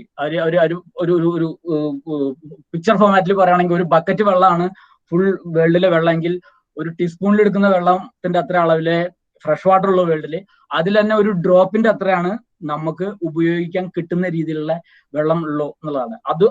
ഈ കൺസെപ്റ്റ് ഈ പിക്ചർ, ഇപ്പൊ ഞാൻ കാണിക്കുന്ന പിക്ചർ നിങ്ങൾ ഒരിക്കൽ മനസ്സിൽ കയറ്റി വെച്ച് കഴിഞ്ഞാൽ നിങ്ങൾക്ക് ഫ്രഷ് വാട്ടറിന്റെ ഇമ്പോർട്ടൻസ് എത്ര ഉണ്ടെന്നുള്ളത് മനസ്സിലാവും. ക്വാളിറ്റി, പൊള്യൂഷൻ, ബാക്കി സംഭവങ്ങളൊക്കെ പിന്നെ നമുക്ക് സംസാരിക്കാം. പക്ഷെ ഇതാണ് ബേസിക് ആയിട്ട് മനസ്സിൽ വെക്കേണ്ട ഒരു ഐഡിയ, വെള്ളത്തിന്റെ ഇമ്പോർട്ടൻസ്, ഫ്രഷ് വാട്ടറിന്റെ ഇമ്പോർട്ടൻസ് എത്രത്തോളം ഉണ്ടെന്നുള്ളത്. നിങ്ങൾക്ക് പെട്ടെന്ന് ഒരു ചായ ഉണ്ടാക്കി കുടിക്കുക എന്ന് ചെയ്യുന്ന പെപ്സി നിങ്ങൾ ഉപയോഗിക്കാൻ പറ്റില്ല, അല്ലല്ലോ, ഫ്രഷ് വാട്ടറിന് വേണം അതിന്, അല്ലെ? പെപ്സി ഉണ്ടാക്കിയാൽ നമുക്ക് ചായ ഉണ്ടാക്കാൻ പറ്റില്ല. വേണ്ട, നമുക്ക് പെട്ടെന്ന് ഒന്ന് ഫ്രഷ് ആവണം. ആദ്യം എന്താ ചെയ്യുക? ഒരു ഗ്ലാസ് വെള്ളം എടുത്ത് മുഖത്ത് വെച്ചാൽ നിങ്ങൾ ഫ്രഷ് ആയി, അല്ലെ? അതേ ഫ്രഷ്നെസ് നിങ്ങൾ ഒരു പെപ്സി എടുത്ത് വെച്ചാൽ കിട്ടില്ല. അതാണ് ഫ്രഷ് വാട്ടറിന് ഇമ്പോർട്ടൻസ്. ഫ്രഷ് വാട്ടറിന് എക്കണോമിക്കൽ, അതുപോലെ നമ്മുടെ കൾച്ചർ, അതുപോലെ നമ്മുടെ സൈക്കോളജി, നമ്മളുടെ എല്ലാ മേഖലയും, അതായത് പഞ്ചഭൂതത്തിൽ പെട്ടൊരു ആയതുകൊണ്ട് തന്നെ നമ്മുടെ മനുഷ്യരുടെ എല്ലാവിധ ആക്ടിവിറ്റീസിലും വളരെ ഇമ്പോർട്ടൻ്റ് ആയിട്ട് നിൽക്കുന്ന ഒരു ഇതാണ് ഫ്രഷ് വാട്ടർ. ഞാൻ വെറും വാട്ടർ എന്ന് പറയില്ല, ഫ്രഷ് വാട്ടർ. അപ്പൊ അതിന്റെ ഇമ്പോർട്ടൻസ് മനസ്സിലാക്കി കഴിഞ്ഞാൽ നിങ്ങൾക്ക് കുറച്ചും കൂടി നല്ല രീതിയിൽ നിങ്ങളുടെ ആക്ടിവിറ്റീസിനെ മുന്നോട്ട് കൊണ്ടുപോകാൻ പറ്റും. ഒരു വാട്ടർ സ്ട്രെസ്സിന്റെ ഒരു ഗ്രാഫാണ്, ഒരു പിക്ചറാണ് ഇപ്പോൾ ഇവിടെ കാണുന്നത്. 1995 ഇന്ത്യ നിങ്ങൾക്ക് നോക്കണ്ടോ, യെല്ലോ കളറിലാണ് ഇന്ത്യ ഉണ്ടായിരുന്നത്. ഓക്കെ, യെല്ലോ എന്ന് പറയുന്നത് നമുക്ക് അവൈലബിൾ വാട്ടറിൽ നിന്ന് എത്ര നമ്മൾ വിഡ്രോ ചെയ്യുന്നു, അതായത് എത്ര നമ്മൾ എടുക്കുന്നു, നമ്മളുടെ ഉപയോഗത്തിന് വേണ്ടിയിട്ട് എടുക്കുന്നു. അത് 40 to 20% എടുക്കുമ്പോഴാണ്, നമ്മൾ തിരിച്ചെടുക്കുമ്പോഴാണ് യെല്ലോ കളറിലായിരുന്നത്. വളരെ കുറവ്, അതായത് നമ്മൾ അവൈലബിൾ വാട്ടറിന്റെ ഒരു 10% പോലും ഉപയോഗിക്കുന്നില്ലെങ്കിൽ നല്ല നീല നിറത്തിലായിരിക്കും ഈ ഗ്രാഫിൽ കാണുന്ന സ്ഥലങ്ങളിൽ. അവിടെയൊക്കെ തന്നെ ലെസ് ദാൻ 10% ആണ് അവർ ഉപയോഗിക്കാൻ എടുക്കുന്നുള്ളൂ. 40% മുകളിലായി കഴിഞ്ഞാൽ റെഡ് കാറ്റഗറിയിലേക്ക് വരും. നിങ്ങൾ ഇമ്പോർട്ടന്റ് ആയിട്ടുള്ള 2 സ്ഥലം ഞാൻ നിങ്ങളെ പോയിന്റ് ചെയ്ത് കാണിക്കാം. ഇന്ത്യ യെല്ലോ ആയിരുന്നു 1995. ആഫ്രിക്കയുടെ താഴത്ത് ഒരു സ്ഥലം കാണുന്നില്ലേ മഞ്ഞ കളറിൽ? South African region. 2025 പ്രഡിക്ഷൻ പ്രകാരം ഇന്ത്യ റെഡ് ആവും, ഈ സൗത്ത് ആഫ്രിക്കൻ റീജിയനും റെഡ് ആവും, അല്ലെ? നിങ്ങൾ ഒരു വർഷം മുന്നേ, 2 വർഷം മുന്നേ ഒരു ന്യൂസ് കേട്ടിട്ടുണ്ടായിരിക്കും, സൗത്ത് ആഫ്രിക്കയിലത്തെ ഒരു സിറ്റിയില് വാട്ടർ സപ്ലൈ നിർത്തി വെച്ചു എന്ന് പറഞ്ഞിട്ട്. കാരണം അവരുടെ അടുത്ത് വാട്ടർ സപ്ലൈക്കുള്ള സോഴ്സ് ഇല്ല അവർക്ക്. ഇനി വാട്ടർ സപ്ലൈ ഇല്ല, ഇനി ആഴ്ചയിലോ അല്ലെങ്കിൽ 15 ദിവസം കൂടുമ്പോൾ റേഷൻ വെച്ചിട്ട് വെള്ളം കൊടുക്കും, അല്ലാതെ സിറ്റി വാട്ടർ സപ്ലൈ ഇല്ല. യു ജസ്റ്റ് ഇമാജിൻ അങ്ങനെ ഒരു സിറ്റുവേഷൻ ഇന്ത്യയിൽ വന്നു കഴിഞ്ഞാൽ എന്തായിരിക്കും നിങ്ങളുടെ പ്രതികരണം? നമ്മളും ഈ പറയുന്ന സൗത്ത് ആഫ്രിക്കയും റെഡ് കാറ്റഗറിയിലേക്ക് 2025 എത്തുന്നതാണ് നമ്മൾ പറയുന്നത്. സൗത്ത് ആഫ്രിക്കനിലെ ചില സിറ്റികൾ ഈ സംഭവം 2019 തന്നെ വന്നു കഴിഞ്ഞു. അപ്പൊ ഇന്ത്യൻ അതേ രീതിയിലേക്കാണ് പോകുന്നത്. പ്രത്യേകിച്ച് ഇന്ത്യയുടെ പോപ്പുലേഷൻ നമ്മൾ ചിന്തിക്കുന്നതിന് മുകളിലാവുമ്പോൾ നമ്മുടെ ആക്ടിവിറ്റീസിനോട് ബന്ധപ്പെട്ട് ഈ പറയുന്ന ഫ്രഷ് വാട്ടറിന്റെ അവൈലബിലിറ്റി അല്ലെങ്കിൽ സപ്ലൈ, ഇതൊക്കെ തന്നെ കാര്യമായിട്ട് ബാധിക്കും നമുക്ക്. അപ്പോൾ ഈ റെഡ് കാറ്റഗറിയിലേക്ക് പെട്ട രാജ്യങ്ങളിൽ നമ്മൾ എത്തിക്കഴിഞ്ഞാൽ ഒരുപാട് ഇതുപോലുള്ള പ്രശ്നങ്ങൾ എത്തും.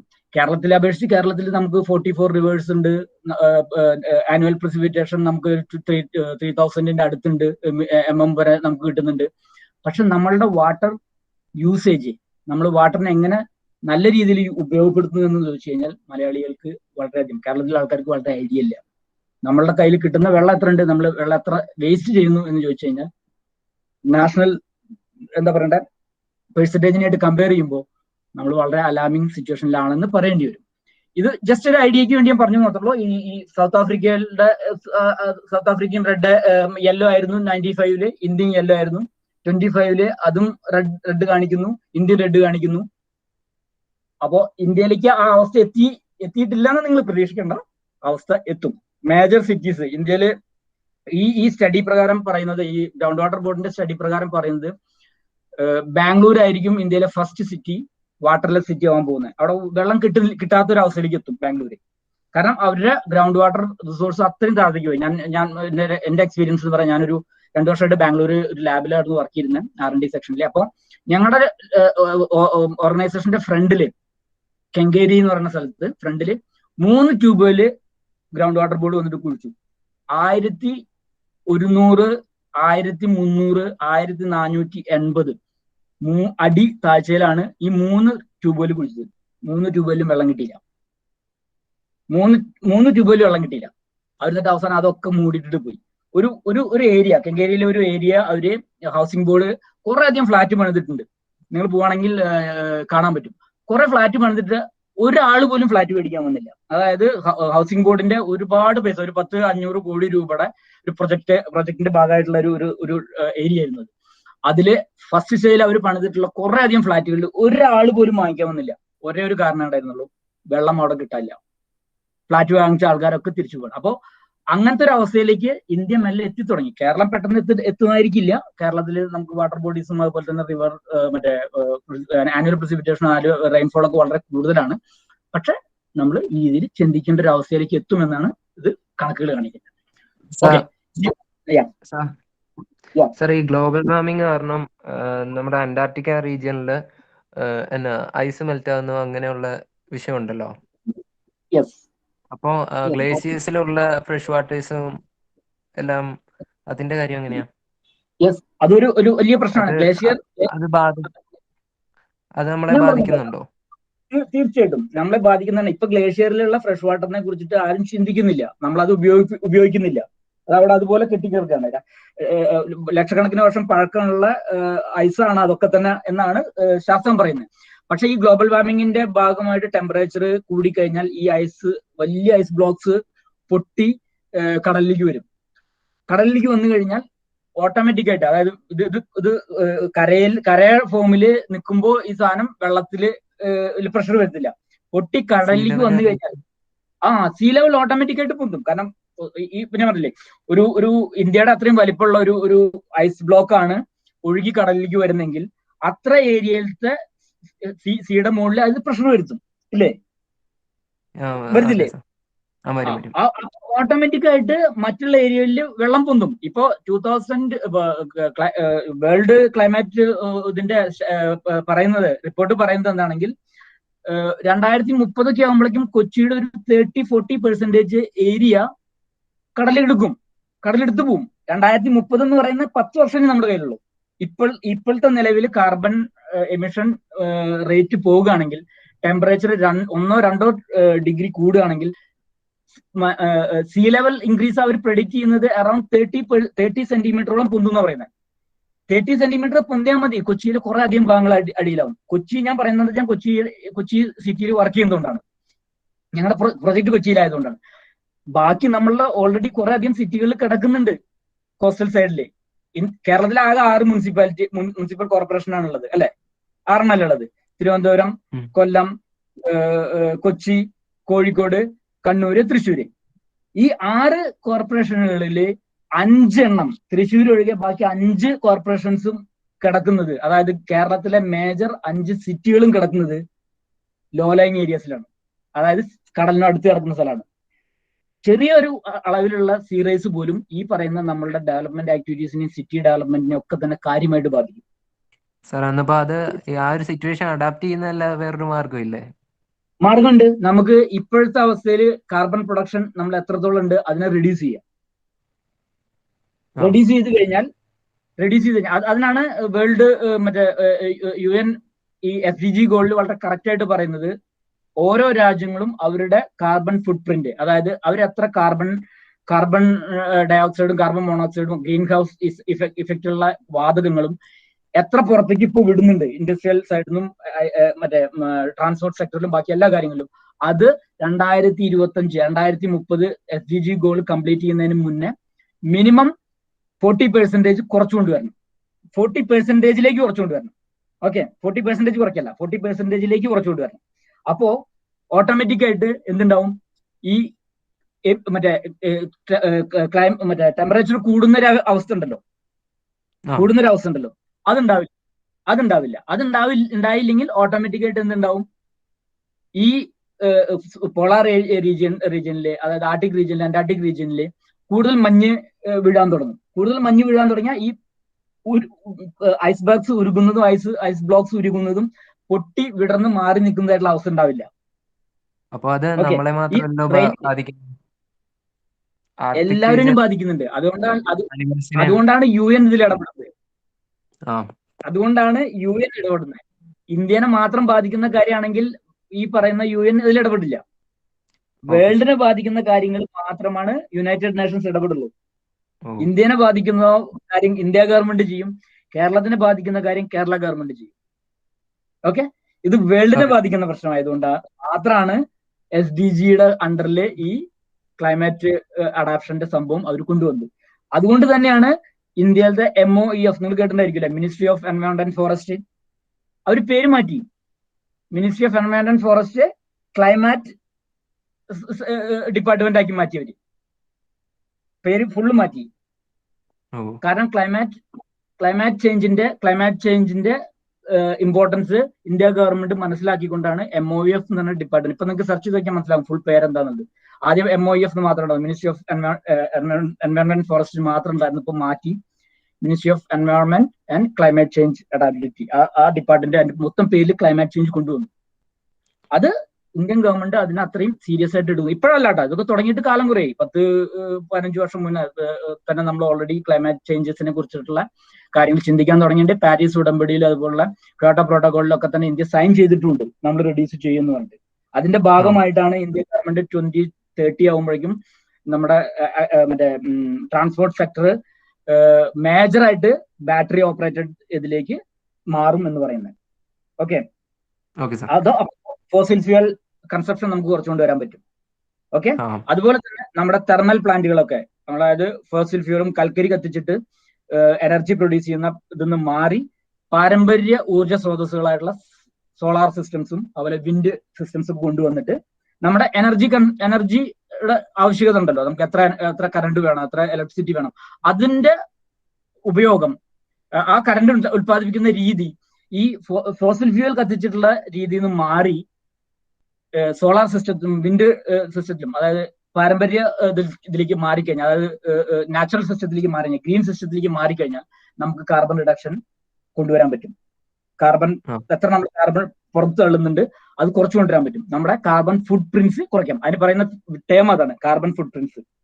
നമ്മളുടെ ഓരോരുത്തരുടെയും ഓരോ രാജ്യത്തിനും കാർബൺ ഫുട് പ്രിന്റ്സ് ഉണ്ട്, കാൽക്കുലേറ്റ് ചെയ്ത് വെച്ചിട്ടുണ്ട്. ഓരോ സെക്ടറിൽ എത്ര കാർബൺ ഫുട് പ്രിന്റ്സ് ഉണ്ടെന്ന് പറയുന്നുണ്ട്.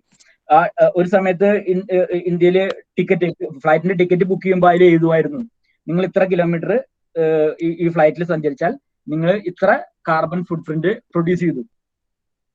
ഓക്കെ, ഇൻഡിവിജ്വൽ യാത്ര ചെയ്യുന്ന ആള്, അതായത് നിങ്ങളുടെ ഈ കാർബൺ ഫുട് പ്രിന്റിന്റെ നിങ്ങളുടെ കോൺട്രിബ്യൂഷൻ ഇത്രയാണെന്ന് അതിൽ എഴുതി കാണിക്കായിരുന്നു. അതിപ്പോ നിങ്ങൾക്ക് കാൽക്കുലേറ്റ് ചെയ്യാൻ പറ്റും. നിങ്ങൾക്ക് ചെയ്ത് കഴിഞ്ഞാൽ കാൽക്കുലേറ്റ് ചെയ്യാം നിങ്ങൾ എത്ര ഫ്യൂൽ കത്തിക്കുന്നുണ്ട്, നിങ്ങളൊരു ബൈക്ക് സ്റ്റാർട്ട് ചെയ്യുമ്പോൾ എത്ര കാർബൺ ഫുട് പ്രിന്റ് നിങ്ങളുടെ സൈഡിൽ നിന്ന് ഉണ്ടാവുന്നുണ്ട്, അത് കാൽക്കുലേറ്റ് ചെയ്യാൻ പറ്റും. അതിൽ റെഡ്യൂസ് ചെയ്ത് കഴിഞ്ഞാൽ, നമ്മൾ എത്രത്തോളം റെഡ്യൂസ് ചെയ്യുന്നു അതിനനുസരിച്ചിട്ട് നമ്മൾക്ക് കാർബൺ ക്രെഡിറ്റ് കിട്ടും. കേട്ടിട്ടുണ്ടോ അത്? കാർബൺ ക്രെഡിറ്റ് സിസ്റ്റം ഉണ്ട്. അതായത് ഇൻഡസ്ട്രിയൽ രാജ്യങ്ങൾ അവർക്ക് കാർബൺ റെഡ്യൂസ് ചെയ്യാനായിട്ട് പറ്റാതിരിക്കുന്ന ഒരു അവസ്ഥയിൽ കാർബൺ ഫുട് പ്രിന്റ് കുറയ്ക്കുന്ന രാജ്യങ്ങളിൽ, അതായത് കുറയ്ക്കാനായിട്ടുള്ള എന്തെങ്കിലും മെത്തഡോളജി യൂസ് ചെയ്യുന്ന രാജ്യങ്ങൾ, അവർക്ക് ആ കുറച്ച കാർബൺ ഫുട് പ്രിന്റിന് ഈക്വലന്റ് ആയിട്ടുള്ള എമൗണ്ട് പൈസ അവർ കൊടുക്കും. ഇപ്പൊ കഴിഞ്ഞ ദിവസം ഏതോ ഒരു കോർപ്പറേഷന്, ഇപ്പൊ ഇൻഡോർ മുനിസിപ്പൽ കോർപ്പറേഷൻ 5 കോടി രൂപ 50 കോടി രൂപ അങ്ങോട്ട് കാർബൺ ക്രെഡിറ്റിന്റെ ഭാഗമായിട്ട് അവർ നേടിയെടുത്തു എന്നുള്ളൊരു ന്യൂസ് ഉണ്ടായിരുന്നു അല്ലേ? എങ്ങനെയാണ് അവർ നേടിയെടുത്തത്? കാരണം അവിടുത്തെ സോളിഡ് വേസ്റ്റ് മാനേജ്മെന്റിന്റെ പരിപാടികൾ അതിന്റെ മാനേജ്മെന്റ് അവർ വളരെ ഇഫക്റ്റീവായിട്ട് നടത്തിയപ്പോ അവിടെ ടോട്ടൽ പ്രൊഡ്യൂസ് ചെയ്യുന്ന സോളിഡ് വേസ്റ്റ്, മറ്റേ വീടുകളിൽ നിന്ന് വരുന്ന വേസ്റ്റിൽ നിന്ന് ഇത്ര എമൗണ്ട്, ഇത്ര ടൺ മീഥേൻ പ്രൊഡ്യൂസ് ചെയ്യാൻ ചാൻസ് ഉണ്ടായിരുന്നു. നമ്മൾ വലിച്ചെറിയുന്ന വേസ്റ്റ് അവിടെ കിടന്ന് ചീഞ്ഞളിയുമ്പോൾ അതിൽ നിന്ന് പുറത്തു വരുന്ന മീഥേൻ ഗ്യാസ് അറ്റ്മോസ്ഫിയറിൽ പോയാൽ അത്രയും കാർബൺ ഫുട് പ്രിന്റിന്റെ ഒരു കാൽക്കുലേഷൻ, ഇത്ര ടണ്ണ് വേസ്റ്റിൽ നിന്ന് ഇത്ര ടണ്ണ് കാർബൺ പ്രൊഡ്യൂസ് ചെയ്യുന്നുള്ളത്. അത് റെഡ്യൂസ് ചെയ്യുന്നതിലൂടെ അവര് കാർബൺ ഫുട് പ്രിന്റ് കുറച്ചു. അപ്പൊ അതിന് ഈക്വലന്റ് ആയിട്ടുള്ള എമൗണ്ട് ഈ ക്യോട്ടോ പ്രോട്ടോകോളിന്റെ അണ്ടറിലെ പാരീസ് ഉടമ്പടിയുടെ ഭാഗമായിട്ട് ഇൻഡസ്ട്രിയലൈസ്ഡ് രാജ്യങ്ങൾ നമുക്ക് തരും പൈസ. അതാണ് കാർബൺ ക്രെഡിറ്റ്. ഇന്ത്യൻ റെയിൽവേക്ക് കിട്ടിയിട്ടുണ്ട്. അവരവരുടെ മേജർ എഞ്ചിൻ ഡീസൽ എഞ്ചിൻ നിന്ന് മാറി ഇലക്ട്രിക്കൽ എഞ്ചിനിലേക്ക് മാറിയപ്പോ അവർ എഴുതി കൊടുത്തു, ഞങ്ങൾ ഇത്ര ടൺ കാർബൺ ഫുട് പ്രിന്റ് ഞങ്ങൾ കുറച്ചു. ഓക്കെ, അപ്പോ ഇന്റർനാഷണൽ UN അണ്ടറിൽ അവർ പറഞ്ഞു okay they are Indian railways means അവർ ഇതിന് അർഹരാണ്, ഇത്രയും ടണ്ണിന് കുറച്ചുകൊണ്ട് ഇത്രയും പൈസയ്ക്ക് അവർക്ക് അർഹരാണ്. ഇപ്പൊ കാർബൺ ക്രെഡിറ്റിന്റെ സിസ്റ്റം വളരെ വലിയ ലെവലിൽ നടക്കുന്നില്ല, കാരണം യൂറോപ്യൻ യൂണിയൻ ഒക്കെ തന്നെ കുറച്ച് പിന്നാക്കം വലിച്ചേക്കാണ് ഈ കോവിഡിന്റെ സമയത്ത്. എന്നാൽ പോലും ഓൾ ഓവർ വേൾഡിൽ ഇപ്പോഴും കാർബൺ ക്രെഡിറ്റിന്റെ ഭാഗമായിട്ട് പൈസ കൊടുക്കുന്നുണ്ട്, സപ്പോർട്ട് കൊടുക്കുന്നുണ്ട് ഓരോ രാജ്യങ്ങൾക്കും. ഓക്കെ, അത് വേൾഡിലുള്ള പ്രോബ്ലം ആയതുകൊണ്ടാണ് UN അതിൽ ഇടപെട്ടത്. Okay, coming to our water usage in India, നമുക്ക് നോക്കാം നമ്മൾ മേജറായിട്ട് ഏത് ഏരിയയിലൊക്കെയാണ് ഏറ്റവും കൂടുതൽ വെള്ളം ഉപയോഗിക്കുന്നത് നോക്കാം. ഇറിഗേഷൻ നോക്കാം. 2010 688 ബില്യൺ ക്യൂബിക് മീറ്റർ ആണ് നമ്മൾ ഇറിഗേഷന് വേണ്ടിയിട്ട് ഉപയോഗിച്ചിരുന്നത്. ഇത് മിനിസ്ട്രി ഓഫ് വാട്ടർ റിസോഴ്സ് ഡിപ്പാർട്ട്മെന്റിന്റെ ആണ് ഈ കണക്കുകൾ. 2025 ആകുമ്പോഴേക്കും അത് 910 ബില്യൺ ക്യൂബിക് മീറ്ററിലേക്ക് പോകുമെന്നാണ് പറയുന്നത്. 2050 ആകുമ്പോഴേക്കും അത് 1072. അതായത് ഇപ്പൊ നമ്മൾ 2010 ഉപയോഗിച്ചിരുന്ന ഇറിഗേഷൻ വാട്ടറിന്റെ ഓൾമോസ്റ്റ് ഡബിൾ യൂസ് ആയിരിക്കും 2050 ആകുമ്പോഴേക്കും ഇന്ത്യയിൽ വരിക. അപ്പൊ ഇറിഗേഷൻ ആണ് മേജർ സെക്ടർ. നമ്മൾ ഫ്രഷ് വാട്ടർ ഉപയോഗിക്കുന്നതിൽ ഏറ്റവും മേജർ ആയിട്ടുള്ള ഒരു പോർഷൻ പോകുന്നത് ഇറിഗേഷന് വേണ്ടിയിട്ടാണ്. അത് തന്നെ national council on integrated water resource ഡെവലപ്മെന്റിന്റെ അവരുടെ സ്റ്റഡി പറയുന്നത് 2010 543 ആയിരുന്നു നമ്മളുടെ ബില്യൺ ക്യൂബിക് മീറ്റർ ആയിരുന്നു നമ്മുടെ യൂസേജ് ഇറിഗേഷനിലെങ്കിൽ 2050 ആകുമ്പോഴേക്കും അത് 807 എത്തും എന്നാണ് പറയുന്നത്. അപ്പോൾ ഓൾമോസ്റ്റ് എങ്ങനെയായാലും ഈ 2010 നമ്മൾ ഇറിഗേഷന് വേണ്ടി ഉപയോഗിച്ചിരുന്ന വാട്ടറിന്റെ ഓൾമോസ്റ്റ് ഡബിൾ ആവാനാണ് 2050 ആകുമ്പോഴേക്കും ചാൻസ്. അപ്പോൾ നമ്മൾ ഉപയോഗിക്കുന്ന, അതായത് നമുക്ക് അവൈലബിൾ വാട്ടറിന്റെ ഇപ്പൊ തന്നെ 2009 തന്നെ നമ്മൾ 40% അടുത്ത് യൂട്ടിലൈസ് ചെയ്യുന്നത് വളരെയധികം കൂടുതലായി. 80% അടുത്ത് അവൈലബിൾ വാട്ടറിനെ തിരിച്ച് നമ്മൾ ഉപയോഗിക്കാനായിട്ടുള്ള ഒരു അവസ്ഥ എത്തും. ഡ്രിങ്കിങ് വാട്ടർ വളരെ ചെറിയ ഏരിയ ഉള്ളൂ. 56 ബില്യൺ ക്യൂബിക് മീറ്റർ ആണ് 2010 നമ്മൾ ഉപയോഗിച്ചത്. അത് ഒരു 102 എത്തും, അതായത് ഓൾമോസ്റ്റ് ഡബിൾ ആവും. ഈ ഇൻഡസ്ട്രിയൽ ഡെവലപ്മെന്റ് ആണ് വേറൊരു സെക്ടർ. നമ്മൾ കുറെ അധികം ഇൻഡസ്ട്രിയൽ ഡെവലപ്മെന്റിന് വേണ്ടിയിട്ട് കുറെ അധികം കാര്യങ്ങൾ ചെയ്യുന്നുണ്ട്. നമ്മളുടെ സെൻട്രൽ ഗവൺമെന്റിന്റെ ഓരോ ബഡ്ജറ്റിലും പറയുന്ന ഇൻഡസ്ട്രിയൽ ഡെവലപ്മെന്റിന് വേണ്ടിയിട്ട് ആത്മനിർഭർ പദ്ധതി, അങ്ങനെ ഒരുപാട് പരിപാടിയിൽ കൂടി ഇൻഡസ്ട്രിയലൈസേഷന് വേണ്ടി നമുക്ക് കുറെ അധികം പൈസ ചെലവാക്കാണ്. അതുകൊണ്ട് തന്നെ ഇൻഡസ്ട്രിയൽ വാട്ടർ യൂസേജും 2050 ആകുമ്പോഴേക്കും ഡബിൾ അല്ല, ഓൾമോസ്റ്റ് ഒരു 400-500% മാറും ഇൻഡസ്ട്രിയൽ സെക്ടറിൽ. എനർജി സെക്ടറിലും ഇതുപോലെ തന്നെ. എനർജി സെക്ടർ എന്ന് പറഞ്ഞാൽ തെർമൽ പ്ലാന്റുകൾ അതുപോലുള്ള സംഭവങ്ങളൊക്കെയാണ് പറയുന്നത്. അവിടെയും ഇതുപോലെ തന്നെ ഒരു വലിയ ഒരു പെർസെന്റേജിലേക്ക് മാറാനാണ് ചാൻസ് എന്നാണ് ഇപ്പോൾ ഈ രണ്ട് സ്റ്റഡി കാണിക്കുന്നത്. ടോട്ടലായിട്ട് പറയുമ്പോൾ നമ്മൾ ഓൾമോസ്റ്റ് ഒരു 813 ബില്യൺ ക്യൂബിക് മീറ്റർ ആയിരുന്നു നമ്മൾ ഓരോ വർഷത്തിൽ നമുക്ക് വേണ്ടി വന്നിരുന്ന ഫ്രഷ് വാട്ടർ. അതൊരു 1447 ബില്യൺ ക്യൂബിക് മീറ്ററിലേക്ക് എത്തും 2050 ആകുമ്പോഴേക്കും എന്നാണ് ഈ സ്റ്റഡികളൊക്കെ പറഞ്ഞത്. നമുക്ക് നോക്കുകയാണെങ്കിൽ നമുക്ക് അറിയാം ഇന്ത്യയുടെ ടോട്ടല് വാട്ടർ റിസോഴ്സ് അവൈലബിൾ ആയിട്ടുള്ളത് 1121 ബില്യൺ ക്യൂബിക് മീറ്റർ ആണ് ഒരു വർഷത്തിൽ ഉള്ളത്. അത് അതിലെ 690 ബില്യൺ ക്യൂബിക് മീറ്ററോളം ഫ്രഷ് വാട്ടർ ബോഡീസ് ആണ്, അത് സർഫസ് വാട്ടർ ബോഡീസ് ആണ്, ബാക്കി ഗ്രൗണ്ട് വാട്ടർ ആണ് കിട്ടുന്നത്. അപ്പോ ഈ 1121 ബില്യൺ ക്യൂബിക് മീറ്റർ. ശരി, പറഞ്ഞോളൂ.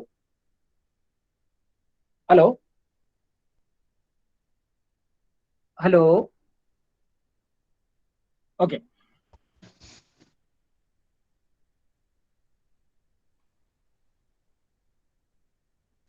Nair sir, please continue, sir. I think it was a disturbance. If any question is there, you can raise question, no issue. ഇനി നമുക്ക് വരുന്നത് നമ്മൾ നിങ്ങളുടെ ഏരിയയിൽ പറഞ്ഞല്ലോ ഗ്രൗണ്ട് വാട്ടർ കണ്ടാമിനേഷന്റെ പ്രശ്നം പറഞ്ഞു. എങ്ങനെയാണ് ഗ്രൗണ്ട് വാട്ടർ കണ്ടാമിനേഷൻ വരുന്നതെന്ന് നോക്കി നോക്കാം. ഇതൊരു ചെറിയൊരു ഗ്രാഫിക്കൽ റെപ്രസെന്റേഷൻ ആണ് എങ്ങനെയാണ് ഗ്രൗണ്ട് വാട്ടർ വരുന്നത്. നമ്മൾ മുകളിൽ നിന്ന് വെള്ളം മഴ പെയ്ത് കിട്ടുന്ന വെള്ളം തന്നെ നിങ്ങളുടെ ഏരിയയിൽ കാണാം. ഫസ്റ്റ് ഒരു ലെയർ മണ്ണിലേക്ക് അത് താഴ്ന്നിറങ്ങും.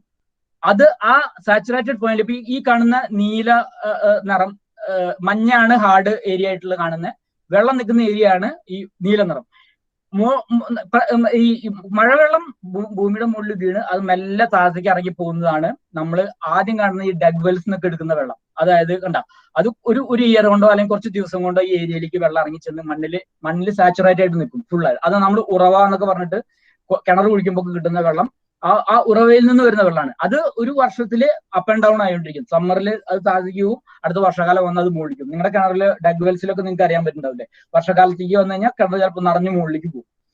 കാരണം ഈ വാട്ടർ ടേബിൾ ഉയർന്നു വരും. അല്ലാത്ത സമയത്ത് വേനൽക്കാലം വരുമ്പോൾ അത് താഴത്തേക്ക് പോകും. പക്ഷെ നിങ്ങളുടെ അടുത്ത ഏരിയയിൽ ഈ പറഞ്ഞ പോലെ എന്തെങ്കിലും പെർമനന്റ് ആയിട്ടുള്ള ഒരു water body, fresh water body ഉണ്ടെങ്കിൽ നിങ്ങളുടെ ഏരിയയിലൊക്കെ തന്നെ ഈ മണ്ണിനടിയിൽ സാച്ചുറേറ്റഡ് ആയിട്ടുള്ള വെള്ളത്തിന്റെ ലെവല് ഹൈ ആയിരിക്കും.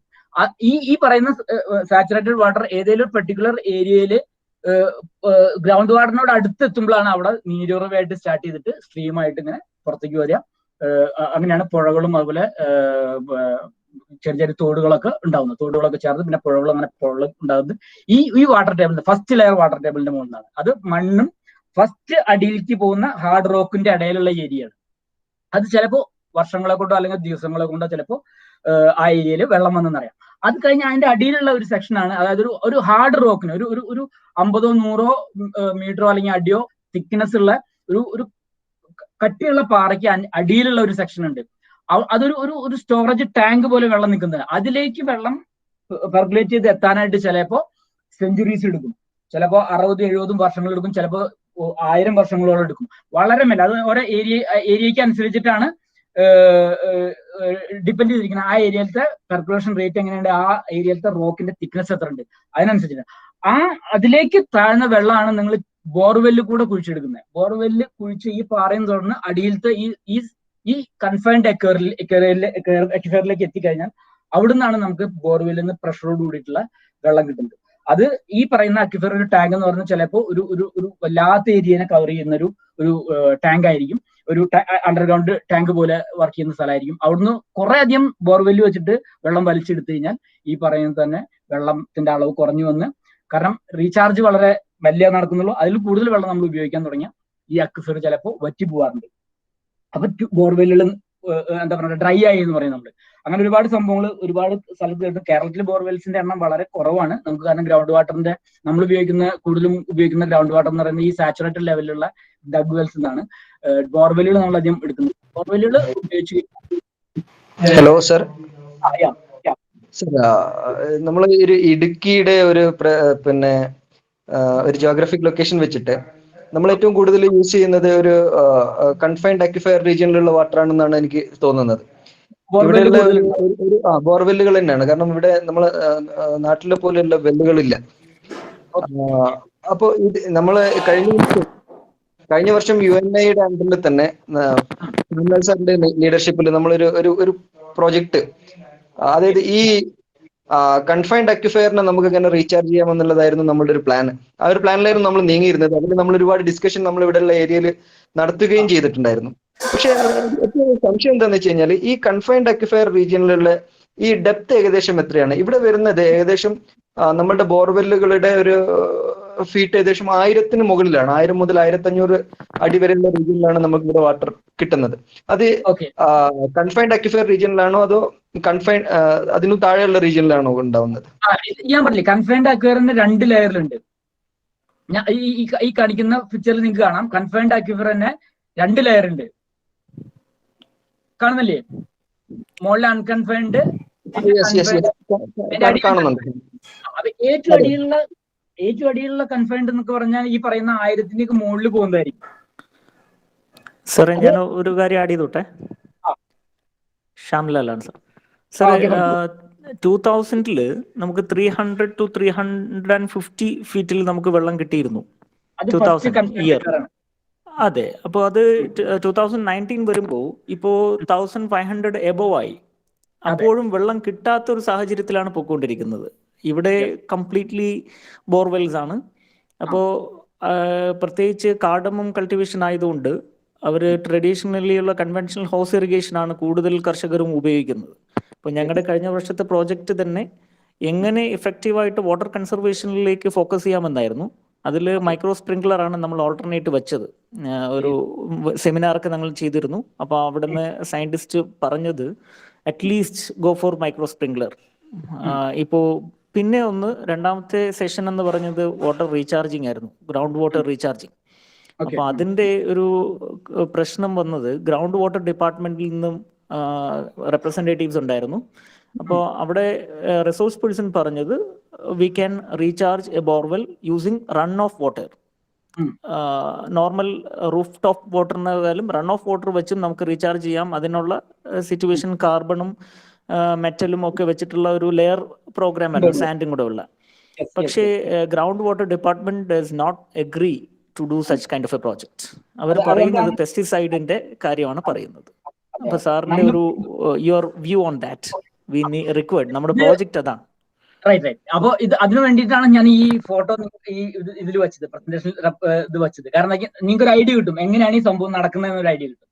ഓക്കെ, ഇടുക്കി മേഖല എന്ന് പറഞ്ഞു കഴിഞ്ഞാൽ ഹൈ റേഞ്ച് ഏരിയ ആണ് അല്ലെ. നമ്മളുടെ സഹ്യപർവ്വതം, അതായത് വെസ്റ്റേൺ ഗട്ട്സ് എന്ന് പറഞ്ഞു കഴിഞ്ഞാൽ ഹാർഡ് റോക്ക് ഉള്ള ഒരു പർവ്വത ഏരിയ ആണ്. ഓക്കെ, അപ്പോ ഓരോ ഏരിയയിലുള്ള പാറക്കെട്ടുകൾ ഫസ്റ്റ് ലെയർ, ഈ പറയുന്ന ആദ്യത്തെ കൺഫൈൻഡ് ബെഡ് എന്ന് പറയുന്നത് ഇടുക്കി അല്ലെങ്കിൽ ഇടുക്കിയോട് ബന്ധപ്പെട്ട് കിടക്കുന്ന ഏരിയകളിൽ ചിലപ്പോ ഒരു 100 മീറ്ററിന്റെ അല്ലെങ്കിൽ അടിയിലായിട്ട് തന്നെ, അല്ലെങ്കിൽ 100 മീറ്റർ എത്തുന്നതിന് മുന്നേ തന്നെ ഹാർഡ് റോക്ക് കിട്ടും. അതിന്റെ അർത്ഥം അവിടെ പെർക്കുലേഷൻ വളരെ കുറവാണ്. മനസ്സിലാവുന്നുണ്ടോ? നമ്മളുടെ ഇടുക്കി ഏരിയയിൽ കിട്ടുന്ന മഴവെള്ളം പെർക്കുലേറ്റ് ചെയ്ത് ആ കൺഫൈൻഡ് അക്വിഫറിലേക്ക് എത്താനായിട്ടുള്ള ചാൻസ് വളരെ കുറവാണ്.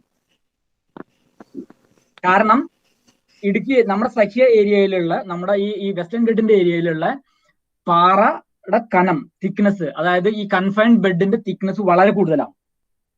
അതിന്റെ അടിയിലേക്ക് പോയിട്ടാണ് നിങ്ങൾ ഫസ്റ്റ് പറഞ്ഞ ഈ ഫസ്റ്റ് അക്വിഫയർ ഈ 300-ലും 200-ലും 300-ന്റെയും 400-ന്റെയൊക്കെ റേഞ്ചിൽ നിങ്ങൾക്ക് ഫസ്റ്റ് കിട്ടിയിട്ടുണ്ട്.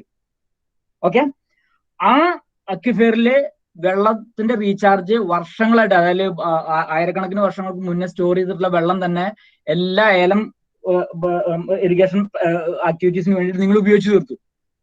അപ്പോ 300-ല് പിന്നെ മറ്റേ ബോർവെൽ അടിക്കുമ്പോൾ നമുക്ക് 300-ലോ 400-ലോ വെള്ളം കിട്ടാതെ വരും. അതായത് ആ അക്വിഫയർ ഡ്രൈ ആയി. പിന്നെ 1000-ന്റെ ചുവട്ടിൽ നമുക്ക് പോകുമ്പോൾ കിട്ടുന്നത് ഈ സെക്കൻഡ് അക്വിഫയർ ആണ്, ഡീപ്പ് അക്വിഫയർ. അതിന്റെയും ഇടയിലുള്ള ബെഡിന്റെ തിക്നെസ് എത്രയാണെന്നുള്ളത് ഓരോ ഏരിയയ്ക്ക് അനുസരിച്ച് വ്യത്യാസപ്പെട്ടുകൊണ്ടിരിക്കും. ഇടുക്കിയിൽ എത്രയാണെന്നുള്ളത് ഗ്രൗണ്ട് വാട്ടർ ബോർഡിനോട് ചോദിച്ചാൽ അവർക്ക് ഏകദേശം ഒരു ഐഡിയ പറഞ്ഞുതരാൻ പറ്റും. കാരണം ഇപ്പൊ കുറെ അധികം സിസ്റ്റങ്ങൾ ഉണ്ട്. ബോർവെല്ലിന്റെ ഉള്ളിലേക്ക് ഒരു ഇക്കോ സൗണ്ടർ കടത്തി വിട്ടിട്ട് ഏത് ഏരിയയിലാണ് പാറയുടെ തിക്നെസ് എത്രയാണെന്നൊക്കെ അവർ പറയും. ഓക്കെ, ഇനി നമ്മളുടെ കാലഘട്ടത്തിന്റെ ഉള്ളിൽ ഈ പറയുന്ന ഫസ്റ്റ് അക്വിഫയറോ സെക്കൻഡ് അക്വിഫയറോ റീചാർജ് ചെയ്യാമോ എന്ന് ചോദിച്ചാൽ നാച്ചുറൽ വേയിൽ റീചാർജ് ചെയ്യാൻ ഒരുപാട് സമയം എടുക്കും. പിന്നെ നമ്മുടെ കയ്യിലുള്ള ഒരു ഓപ്ഷൻ, നമ്മൾ ഈ ഡ്രൈ ആയി കിടക്കുന്ന ട്യൂബ്വെല്ലിൽ കൂടി അല്ലെങ്കിൽ ബോർവെല്ലിൽ കൂടി ഡയറക്റ്റ് ഇഞ്ചക്ഷൻ റീചാർജ് ആണ്. മനസ്സിലാവുന്നുണ്ടോ? ഞാൻ പറയുന്ന ടൈം മനസ്സിലാവുന്നുണ്ടല്ലോ? മനസ്സിലാവുന്നുണ്ടോ സാർ? നാച്ചുറൽ ആയിട്ട് നമ്മളൊരു കയ്യെ ഒരു വെള്ളത്തിന്റെ പാത്രത്തിൽ ഇട്ട് വെച്ചാൽ എത്ര വെള്ളം നമ്മുടെ ബോഡി വലിച്ചെടുക്കും നാച്ചുറൽ പ്രോസസ്സ് കൂടെ. അതാണ് normal recharging process, percolation process. Okay, അല്ല നിങ്ങളുടെ ബോഡിക്ക് കൂടുതൽ വെള്ളം വേണം, നിങ്ങളുടെ ബോഡിയിൽ തീരെ വെള്ളമില്ല, നമ്മൾ എന്ത് ചെയ്യും? ഇഞ്ചക്ട് ചെയ്യും. ഒരു ചെറിയ സിറിഞ്ചിൽ കൂടെ നമ്മൾ വേണ്ട ആവശ്യമുള്ള വെള്ളം നമ്മൾ ഇഞ്ചക്ട് ചെയ്യുന്നു. അതാണ് ഞാൻ പറഞ്ഞ രണ്ടാമത്തെ മെത്തേഡ്. അതായത് ഡ്രൈ ആയി കിടക്കുന്ന ട്യൂബ്വെൽ, അതായത് ഡ്രൈ ആയി നിങ്ങളുടെ കയ്യിലുള്ള ട്യൂബ്വെല്ലുകളൊക്കെ തന്നെ ഈ പറയുന്ന 1000 മീറ്റർ താഴെയാണെങ്കിൽ സെക്കൻഡ് അക്വിഫയറിൽ ടച്ച് ചെയ്ത് നിൽക്കുന്ന ട്യൂബ്വെല്ലുകളാണ്, സിറിഞ്ചിന്റെ ആ സൂചി പോലെ. Got it? അതിലേക്ക് നമ്മൾ വെള്ളം കടത്തി വിട്ട് കഴിഞ്ഞാൽ നമുക്ക് അവിടെ റീചാർജ് ചെയ്യാം. നമ്മുടെ അടുത്ത് അത്രയ്ക്കും സോഴ്സ് വെള്ളം മുകളിൽ വെറുതെ മഴ പെയ്യുമ്പോൾ ഒലിച്ചു പോകുന്നുണ്ടെന്ന് നിങ്ങൾക്ക് തോന്നുകയാണെങ്കിൽ നിങ്ങൾക്ക് അതിനെ യൂട്ടിലൈസ് ചെയ്യാം. അതിന് വേണ്ട സാറേ, അവിടെയാണ് ഒരു പ്രോബ്ലം വരുന്നത്. ഈ പെസ്റ്റിസൈഡ്സ് ഡയറക്റ്റ്ലി അതിനകത്തേക്ക് പോകും, കണ്ടാമിനേഷൻ ആണ് ഗ്രൗണ്ട് വാട്ടർ ഡിപ്പാർട്ട്മെന്റ് അതിനെ ഒബ്ജക്ട് ചെയ്യാനുള്ള റീസൺ. നമുക്ക് സെപ്പറേറ്റ് ആയിട്ട് പിന്നെ രണ്ടാമത് ആ സെമിനാറിന് ശേഷം നമ്മൾ ലെറ്റർ അയക്കേണ്ടി വന്നു, nobody should take this project എന്നുള്ള അങ്ങനെ ഒരു തരത്തിലേക്കാണ്. റീചാർജ് എന്ന പരിപാടി ഗ്രൗണ്ട് വാട്ടർ ബോർഡ് സപ്പോർട്ട് ചെയ്യില്ല. എന്തുകൊണ്ടാണെങ്കിൽ ഈ പറയുന്ന ഇത്രയും പ്രിസ്റ്റീൻ ആയിട്ടുള്ള ഈ അക്വിഫയർ, സെക്കൻഡ് അക്വിഫയറോ ഫസ്റ്റ് അക്വിഫയറോ നിങ്ങൾ റീചാർജ് ചെയ്യുന്ന ആള് അതിന്റെ അത്ര ഇമ്പോർട്ടൻസ് കൊടുത്തില്ലെങ്കിൽ ഓട്ടോമാറ്റിക് ആയിട്ട് ആ ഏരിയയിലെ മൊത്തം ഗ്രൗണ്ട് വാട്ടർ കണ്ടാമിനേറ്റ് ആവും.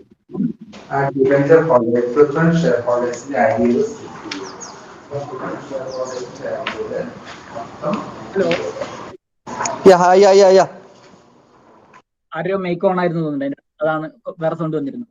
അപ്പോ ഈ നമ്മൾ ഇഞ്ചക്ട് ചെയ്യുമ്പോൾ അല്ലെങ്കിൽ ട്യൂബ്വെൽ കൂടെ ബോർവെല്ലിൽ കൂടെ നമ്മൾ റീചാർജ് ചെയ്യുമ്പോൾ വളരെയധികം കെയർ എടുക്കണം. കാരണം ഏതെങ്കിലും രീതിയിൽ പെസ്റ്റിസൈഡിന്റെ അല്ല വേറെ ഏതെങ്കിലും രീതിയിലുള്ള പൊല്യൂഷൻ, കണ്ടാമിനേഷൻ അതിൽ കൂടെ നടന്നു കഴിഞ്ഞാൽ ആ മൊത്തം ഏരിയ, അത് ഞാൻ പറഞ്ഞല്ലോ, ചിലപ്പോൾ ഒരു അക്വിഫയർ എന്ന് പറഞ്ഞതിന്റെ അതിന്റെ ഏരിയ ചിലപ്പോൾ 1-2 ഡിസ്ട്രിക്ട്സ് ആയിരിക്കും, ചിലപ്പോൾ ഒരു പഞ്ചായത്ത് ഉണ്ടായിരിക്കുള്ളൂ, പഞ്ചായത്തിന്റെ അടിയിലുള്ള ഗ്രൗണ്ട് വാട്ടർ ഉണ്ടോ, ചിലപ്പോൾ ഒരു ഡിസ്ട്രിക്ട് ആയിരിക്കും, ചിലപ്പോൾ ഒരു കേരളത്തിന്റെ പകുതി പോലുള്ള സ്ഥലം ഒരൊറ്റ അക്വിഫയർ ആയിരിക്കും.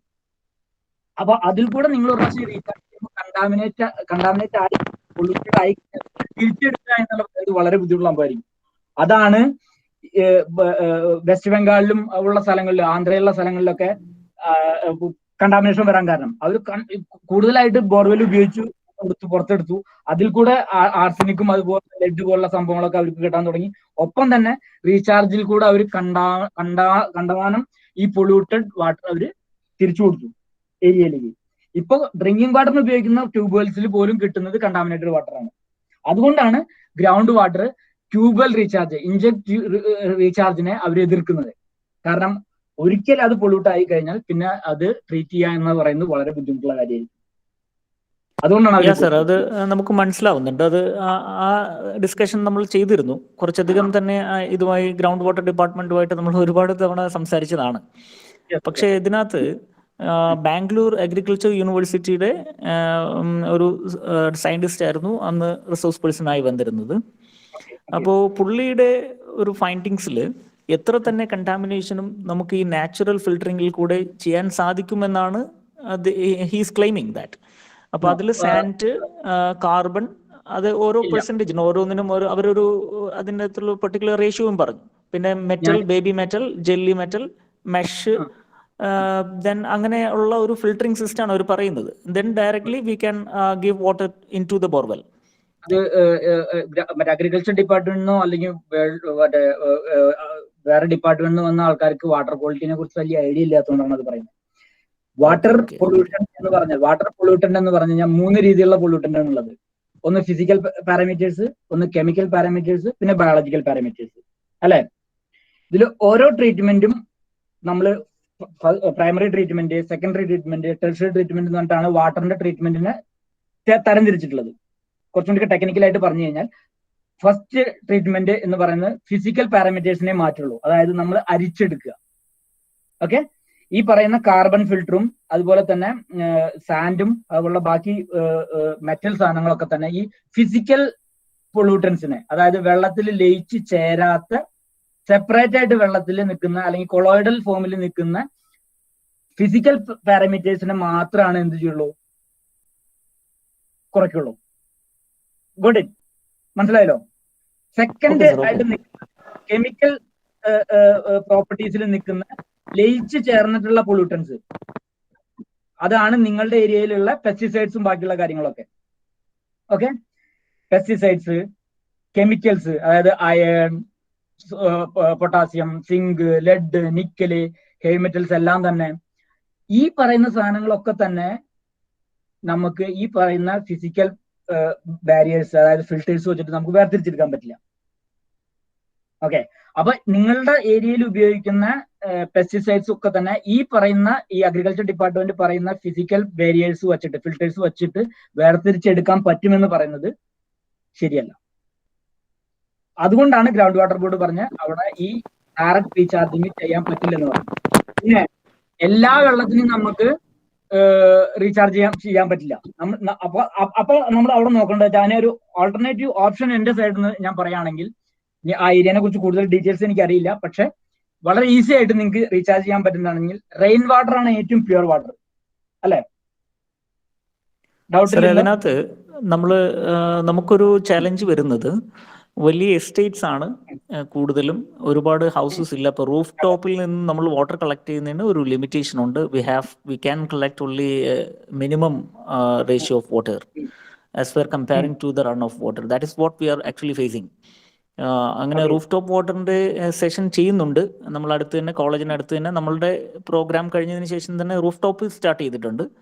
അത് ground water department is also supporting that.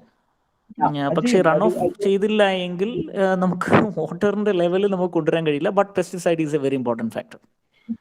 പക്ഷെ നമുക്ക് ഒരിക്കലും റിസ്ക് എടുക്കാൻ പറ്റില്ല. പെസ്റ്റിസൈഡ്സിനെ വെച്ചിട്ടുള്ള റൺ ഓഫ് വാട്ടറിനെ വെച്ചിട്ട് ഒരിക്കലും റിസ്ക് എടുക്കാൻ വാട്ടർ ക്വാളിറ്റി അറിയുന്ന ഞാൻ സമ്മതിക്കില്ല. Okay, that is what the major thing. അപ്പൊ അതിനുള്ള ഓൾട്ടർനേറ്റീവ് എന്നുള്ളത് നമ്മൾ റൺ ഓഫ് വാട്ടറിനെ ഡിപ്പെൻഡ് ചെയ്യണ്ട. നമുക്ക് ഓരോ ട്യൂബ്വെല്ലിനും അടുത്തുള്ള ഒരു കാര്യം ചെയ്യാം. ഇടുക്കി ഏരിയയിൽ എത്രയാണ് പ്രസിപ്പിറ്റേഷൻ റേറ്റ് എന്ന് നിങ്ങൾ കാൽക്കുലേറ്റ് ചെയ്യാം. ഓക്കെ, നിങ്ങളുടെ ഏരിയയിൽ ഒരു 1000-1500 mm ടോട്ടൽ ഒരു വർഷത്തിൽ കിട്ടുന്നുണ്ടെങ്കിൽ ഒരു ട്യൂബ്വെല്ലില് എത്ര വെള്ളം നിറയ്ക്കാൻ പറ്റുന്നുള്ളതിന് ചെറിയൊരു കാൽക്കുലേഷൻസ് ഉണ്ടെങ്കിൽ ആ ട്യൂബ്വെല്ലിന്റെ ചുറ്റുള്ള, ഞാൻ പറയുകയാണെങ്കിൽ ഒരു 1000 സ്ക്വയർ ഫീറ്റ് ഏരിയ അല്ലെങ്കിൽ 500 സ്ക്വയർ ഫീറ്റ് ഏരിയ പ്രൊട്ടക്ട് ചെയ്തിട്ട് റെയിൻ വാട്ടർ ഡയറക്റ്റ് കളക്ട് ചെയ്തിട്ട് ഈ ട്യൂബ്വെല്ലിലേക്ക് റീചാർജ് ചെയ്യുന്ന സിസ്റ്റം ഉണ്ടാക്കി കഴിഞ്ഞാൽ കണ്ടാമിനേഷന്റെ പ്രശ്നം വരില്ല. അതായത് റൺ ഓഫ് വാട്ടർ നിങ്ങൾ ഡിപ്പെൻഡ് ചെയ്യേണ്ട, റെയിൻ വാട്ടർ നിലത്ത് തൊടാതെ തന്നെ നിങ്ങൾക്ക് ഡയറക്റ്റ് ട്യൂബിനെ റീചാർജ് ചെയ്യാൻ പറ്റും. അതിന് റൂഫ് ടോപ്പ് അല്ലാതെ എന്തെങ്കിലും ഓൾട്ടർനേറ്റ് ഉണ്ടോ? നമുക്ക് ഈ എസ്റ്റേറ്റിന്റെ ഒക്കെ മിഡിലൊക്കെ ആയിരിക്കും, ചിലപ്പോൾ ഏതെങ്കിലും ഒരു കോർണറിലായിരിക്കാം ചിലപ്പോൾ ഈ ബോർവെൽ ഉണ്ടാവുക. അപ്പോൾ ഈ 1000 സ്ക്വയർ ഫീറ്റ് ഏരിയ എന്ന് പറയുമ്പോൾ നമുക്ക് എന്തെങ്കിലും ഒരു കൺസ്ട്രക്ഷൻ നടത്തേണ്ടിയല്ലേ നമുക്ക് കളക്ട് ചെയ്യാൻ സാധിക്കുള്ളൂ? അതെ, അതിന് പറയുന്ന സംഭവം എന്ന് പറയും, വർഷക്കാലത്ത് രാജസ്ഥാനിലെ ഞാൻ ഒരു വർഷത്തോളം ജൽഭാഗീരഥയുടെ കൂടെ അവിടെ വർക്ക് ചെയ്തു. അപ്പൊ അവിടെ ഒരു വർഷം കിട്ടുന്ന മഴ എന്ന് പറയുന്നത് ചിലപ്പോ 100 mm താഴെ ആയിരിക്കും. പക്ഷെ എല്ലാ വീടിനോടും ചേർന്നിട്ട് ഒരു ചെറിയ ടാങ്ക് ഉണ്ടാക്കി വെച്ചിട്ടുണ്ടായിരിക്കും. ആ ടാങ്കിന്റെ ചുറ്റും വട്ടത്തിൽ കുറച്ച് ഏരിയ അവിടെ മണൽ ഏരിയ ആയതുകൊണ്ട് അവര് കുറച്ച് കട്ടി കൂടിയ മണ്ണ് ഇട്ടിട്ട് സ്ലോപ്പ് ആക്കി ഇടും. അതായത് ഞാൻ പറയുകയാണെങ്കിൽ ഒരു ടാങ്കിന് ചുറ്റും മാക്സിമം ഒരു 200 സ്ക്വയർ ഫീറ്റ് ഏരിയ അവർ എടുത്തിട്ടുണ്ടാവുള്ളൂ. പക്ഷെ അത് അവിടെ വീഴുന്ന വെള്ളം മണ്ണിലേക്ക് താഴ്ന്നു പോവാതെ ഒലിച്ചിറങ്ങി ഈ ടാങ്കിലേക്ക് വരാവുന്ന രീതിയിലുള്ള സിസ്റ്റമാണ് ബാഡ്മേർ റീജിയനിൽ, അതായത് നമ്മളുടെ രാജസ്ഥാനിലെ ഥാർ ഡെസേർട്ട് ഏരിയയിലുള്ള എല്ലാ വീടുകളിലുള്ളത്.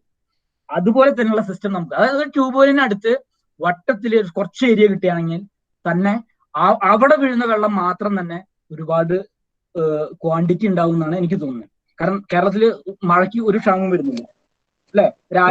നമുക്ക് നമ്മുടെ ഇവിടുത്തെ ഒരു രീതിയിൽ ബോർവെല്ലിന് അടുത്തുള്ള ഒരു വാട്ടർ കളക്ഷൻ നടക്കും തോന്നുന്നില്ല.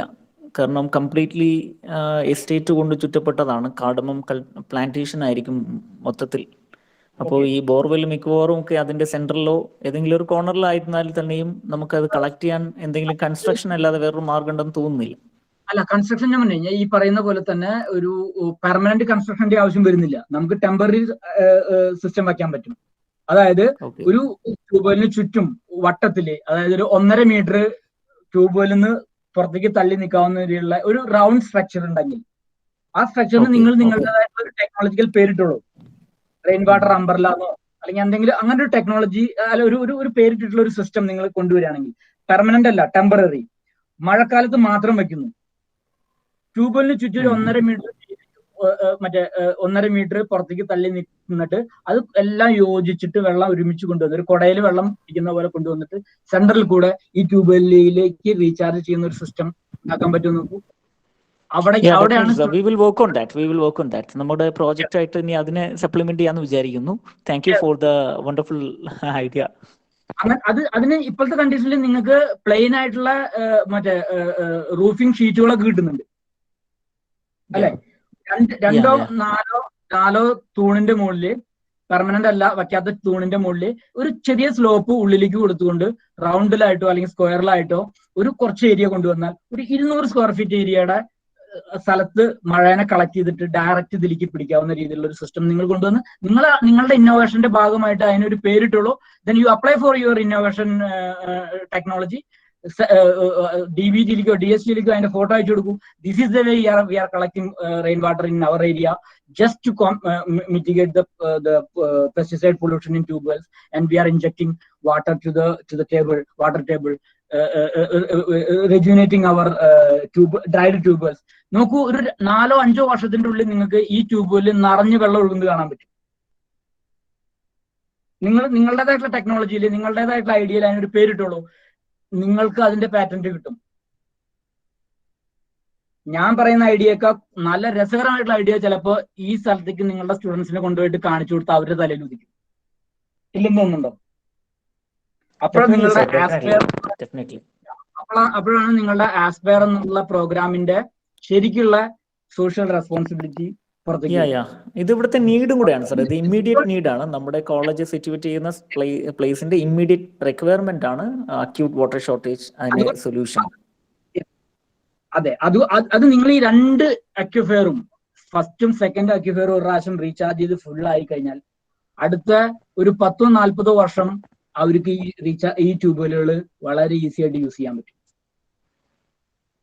ഞാൻ യുനിസെഫിന്റെ അണ്ടറിൽ ഈ ഖണ്ഡുവ എന്നുള്ള ഡിസ്ട്രിക്റ്റില് ആദ്യമായിട്ട് വർക്ക് ചെയ്യാൻ പോയപ്പോ അവിടെയുള്ള ട്യൂബുകളൊക്കെ 10-15 വർഷമായിട്ട് ഡ്രൈ ആയി കിടക്കുന്ന ട്യൂബുകളായിരുന്നു. അവിടെയുള്ള എല്ലാ മറ്റേ കുന്നുകളൊക്കെ തന്നെ ഡ്രൈ ആയിട്ട് കിടക്കുന്ന സ്ഥലങ്ങളായിരുന്നു. അവിടെയൊക്കെ തന്നെ മഴക്കുഴികൾ ചെയ്തു. ഇടുക്കിയിൽ മഴക്കുഴികൾ നല്ലൊരു ഓപ്ഷൻ അല്ല, കാരണം ലാൻഡ് സ്ലൈഡ്സിന്റെ ഒക്കെ ഇഷ്യൂസ് ഉള്ളതുകൊണ്ട്. പക്ഷെ അവിടെ ഞങ്ങൾ ചെയ്തു. ഒരു 2-3 ലക്ഷത്തോളം മഴക്കുഴികളായിരുന്നു ഒരു വർഷം കൊണ്ട് ചെയ്തത്. പിന്നെ എല്ലാവിധ പുഴയുടെ മുകളിലും തടയണകൾ കെട്ടി.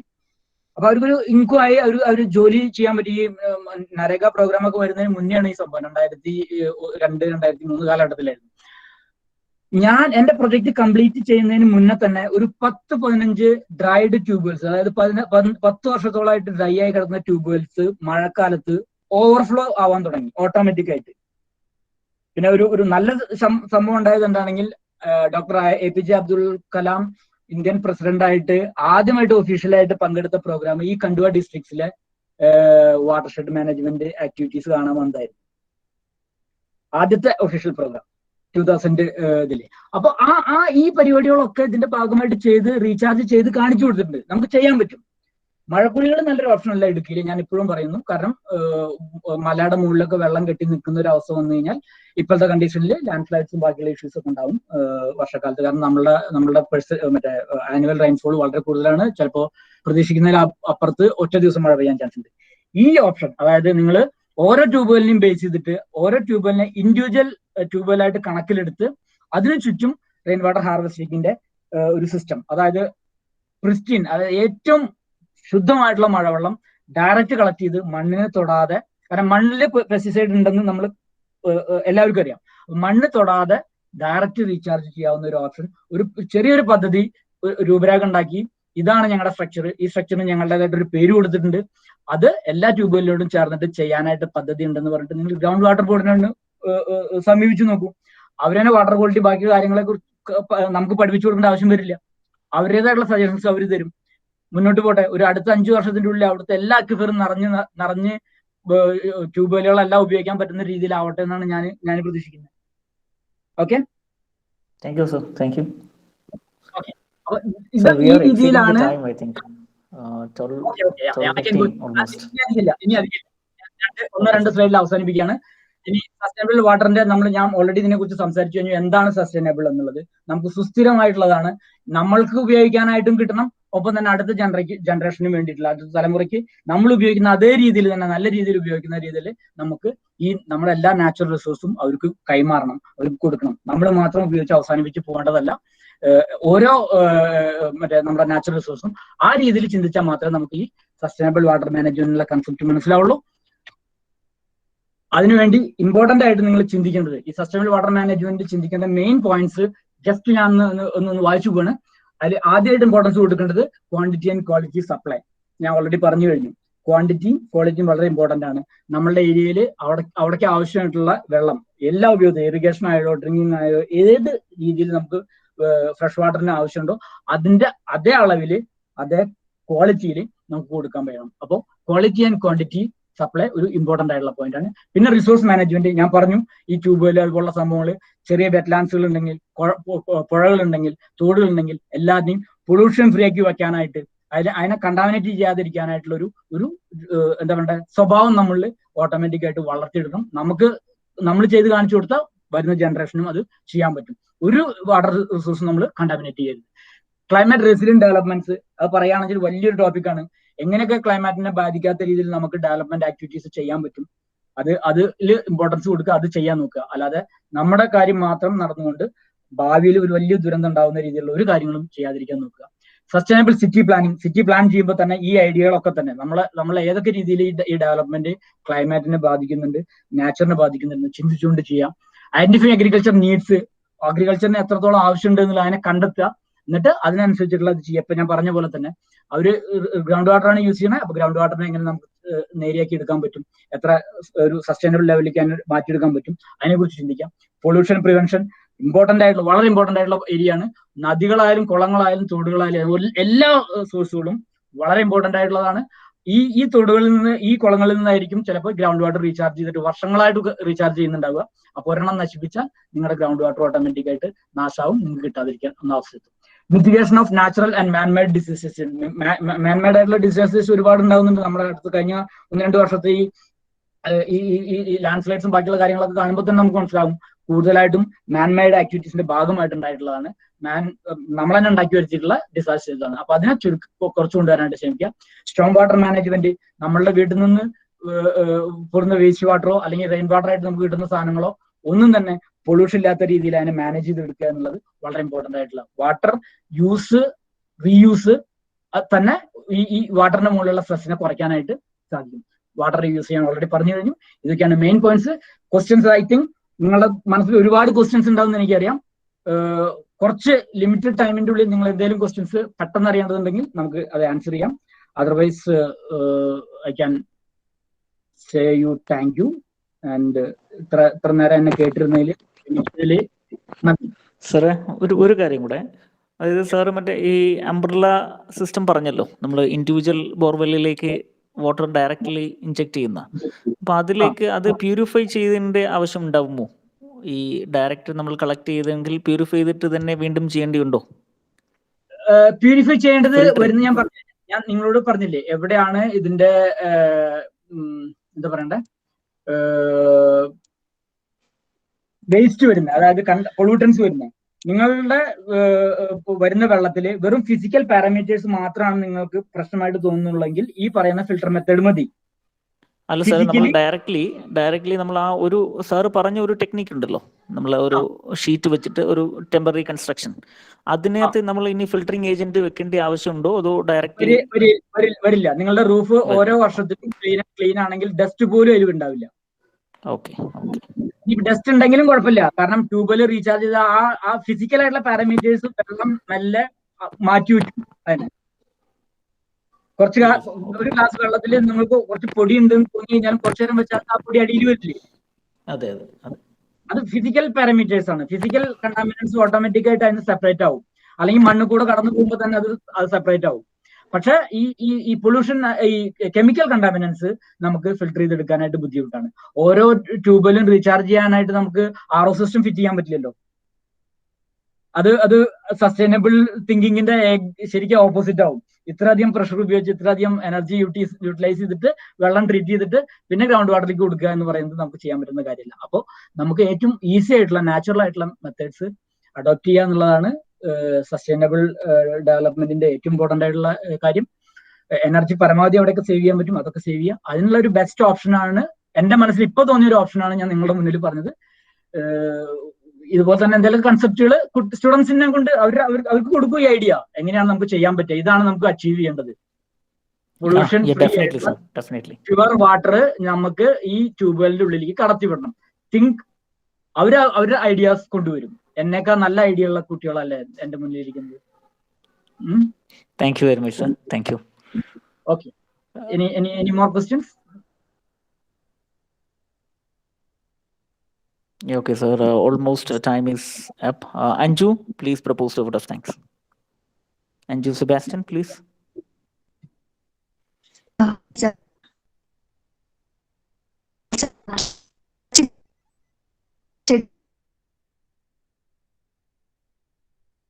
even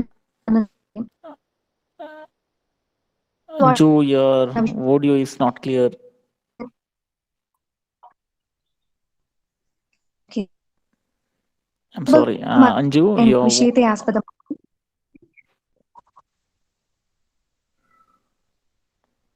Thank you, sir. Thank you very much for discussing this very important matter with the students, and we are really benefited of your talk. You gave a very insightful idea also. We will definitely work on that. I expect your wholehearted cooperation in our coming project work as well. We expect that too, sir, from you. Thank you very much. Thank you, sir. Okay, thank you. ഞാൻ പറഞ്ഞില്ലേ, എനിക്ക് വളരെയധികം ഇഷ്ടമുള്ള ഒരു area ആണ് high range ഏരിയയിലുള്ള ഇങ്ങനത്തെ activities ഒക്കെ. നിങ്ങളുടെ പുതിയ കൺസെപ്റ്റ് ആയിട്ട് വരൂ, നമുക്ക് അതിനെ കുറിച്ച് ഡിസ്കസ് ചെയ്യാം. And I am available any time you can call. കേരളത്തിൽ ഉണ്ടാകുന്ന സമയത്ത് എപ്പോഴാണെന്ന് വെച്ചാൽ എനിക്ക് ആഗ്രഹമുണ്ട് നിങ്ങളുടെ ഏരിയ ഒന്ന് കാണാനായിട്ടും ഞങ്ങളുടെ കുട്ടികളുടെ കൂടെ ഒന്ന് സാർ നേരിട്ട് സംസാരിച്ചാൽ നന്നായിരുന്നു. Next academic year definitely we will invite you. Please do come sir. തീർച്ചയായിട്ടും എനിക്ക് ആഗ്രഹം നിങ്ങളുടെ ഫേസ് കണ്ടുകൊണ്ട്, നിങ്ങളുടെ ഫേസിൽ വരുന്ന എക്സ്പ്രഷൻ കണ്ടുകൊണ്ട് സംസാരിക്കാനാണ്. എന്ത് ചെയ്യാം, നമ്മളെ കുറെ അധികം ലിമിറ്റേഷൻസ് ഉണ്ട് ഇപ്പോ. അതുകൊണ്ട് ചാൻസ് കിട്ടിയ നെക്സ്റ്റ് ടൈം ഞാൻ തീർച്ചയായിട്ടും വരും. നിഷാദ് സാറ് ഓൾറെഡി കോണ്ടാക്ട്സിലുണ്ട്. കുഴപ്പമില്ല. എനിക്ക് വളരെയധികം ആഗ്രഹമുണ്ട് ഈ പറഞ്ഞ പോലെ തന്നെ നിങ്ങളുടെ ഏരിയയിൽ വന്ന് കാണാനും അവിടുത്തെ ഇഷ്യൂസ് മനസ്സിലാക്കാനും ഒന്ന് കാണാനും. അതുപോലെ തന്നെ എന്റെ ജീവിതത്തിൽ ഞാൻ കണ്ടിട്ടുള്ളതും പഠിച്ചെടുത്തിട്ടുള്ളതായിട്ടുള്ള കാര്യങ്ങൾ നിങ്ങളായിട്ട് ഷെയർ ചെയ്യാനും, ഒപ്പം തന്നെ നിങ്ങളുടെ മനസ്സിലുള്ള നല്ല ഐഡിയാസിനെ സംസാരിക്കാനും അതിന് ചർച്ച ചെയ്യാനും എനിക്ക് താല്പര്യമുണ്ട്. ഞാൻ കാണുന്നുണ്ട്, നിങ്ങളെങ്ങനെ എല്ലാവരുടെയും വന്ന് കാണുന്നുണ്ട്. Okay, all the best. And കുറച്ചും കൂടിയൊക്കെ നല്ല രീതിയിലുള്ള വർക്ക് നിങ്ങളുടെ സൈഡിൽ നിന്ന് ഉണ്ടാവട്ടെ. അതുകൊണ്ട് സൊസൈറ്റിക്കും അതിനുള്ള ലാഭം ഉണ്ടാവട്ടെ എന്നുള്ളത് ആശംസിക്കുന്നു. Okay. Thank you, sir. Thank you very much. Thank you all. Thank you all the participants. Thank you, Nisha sir. Thank you.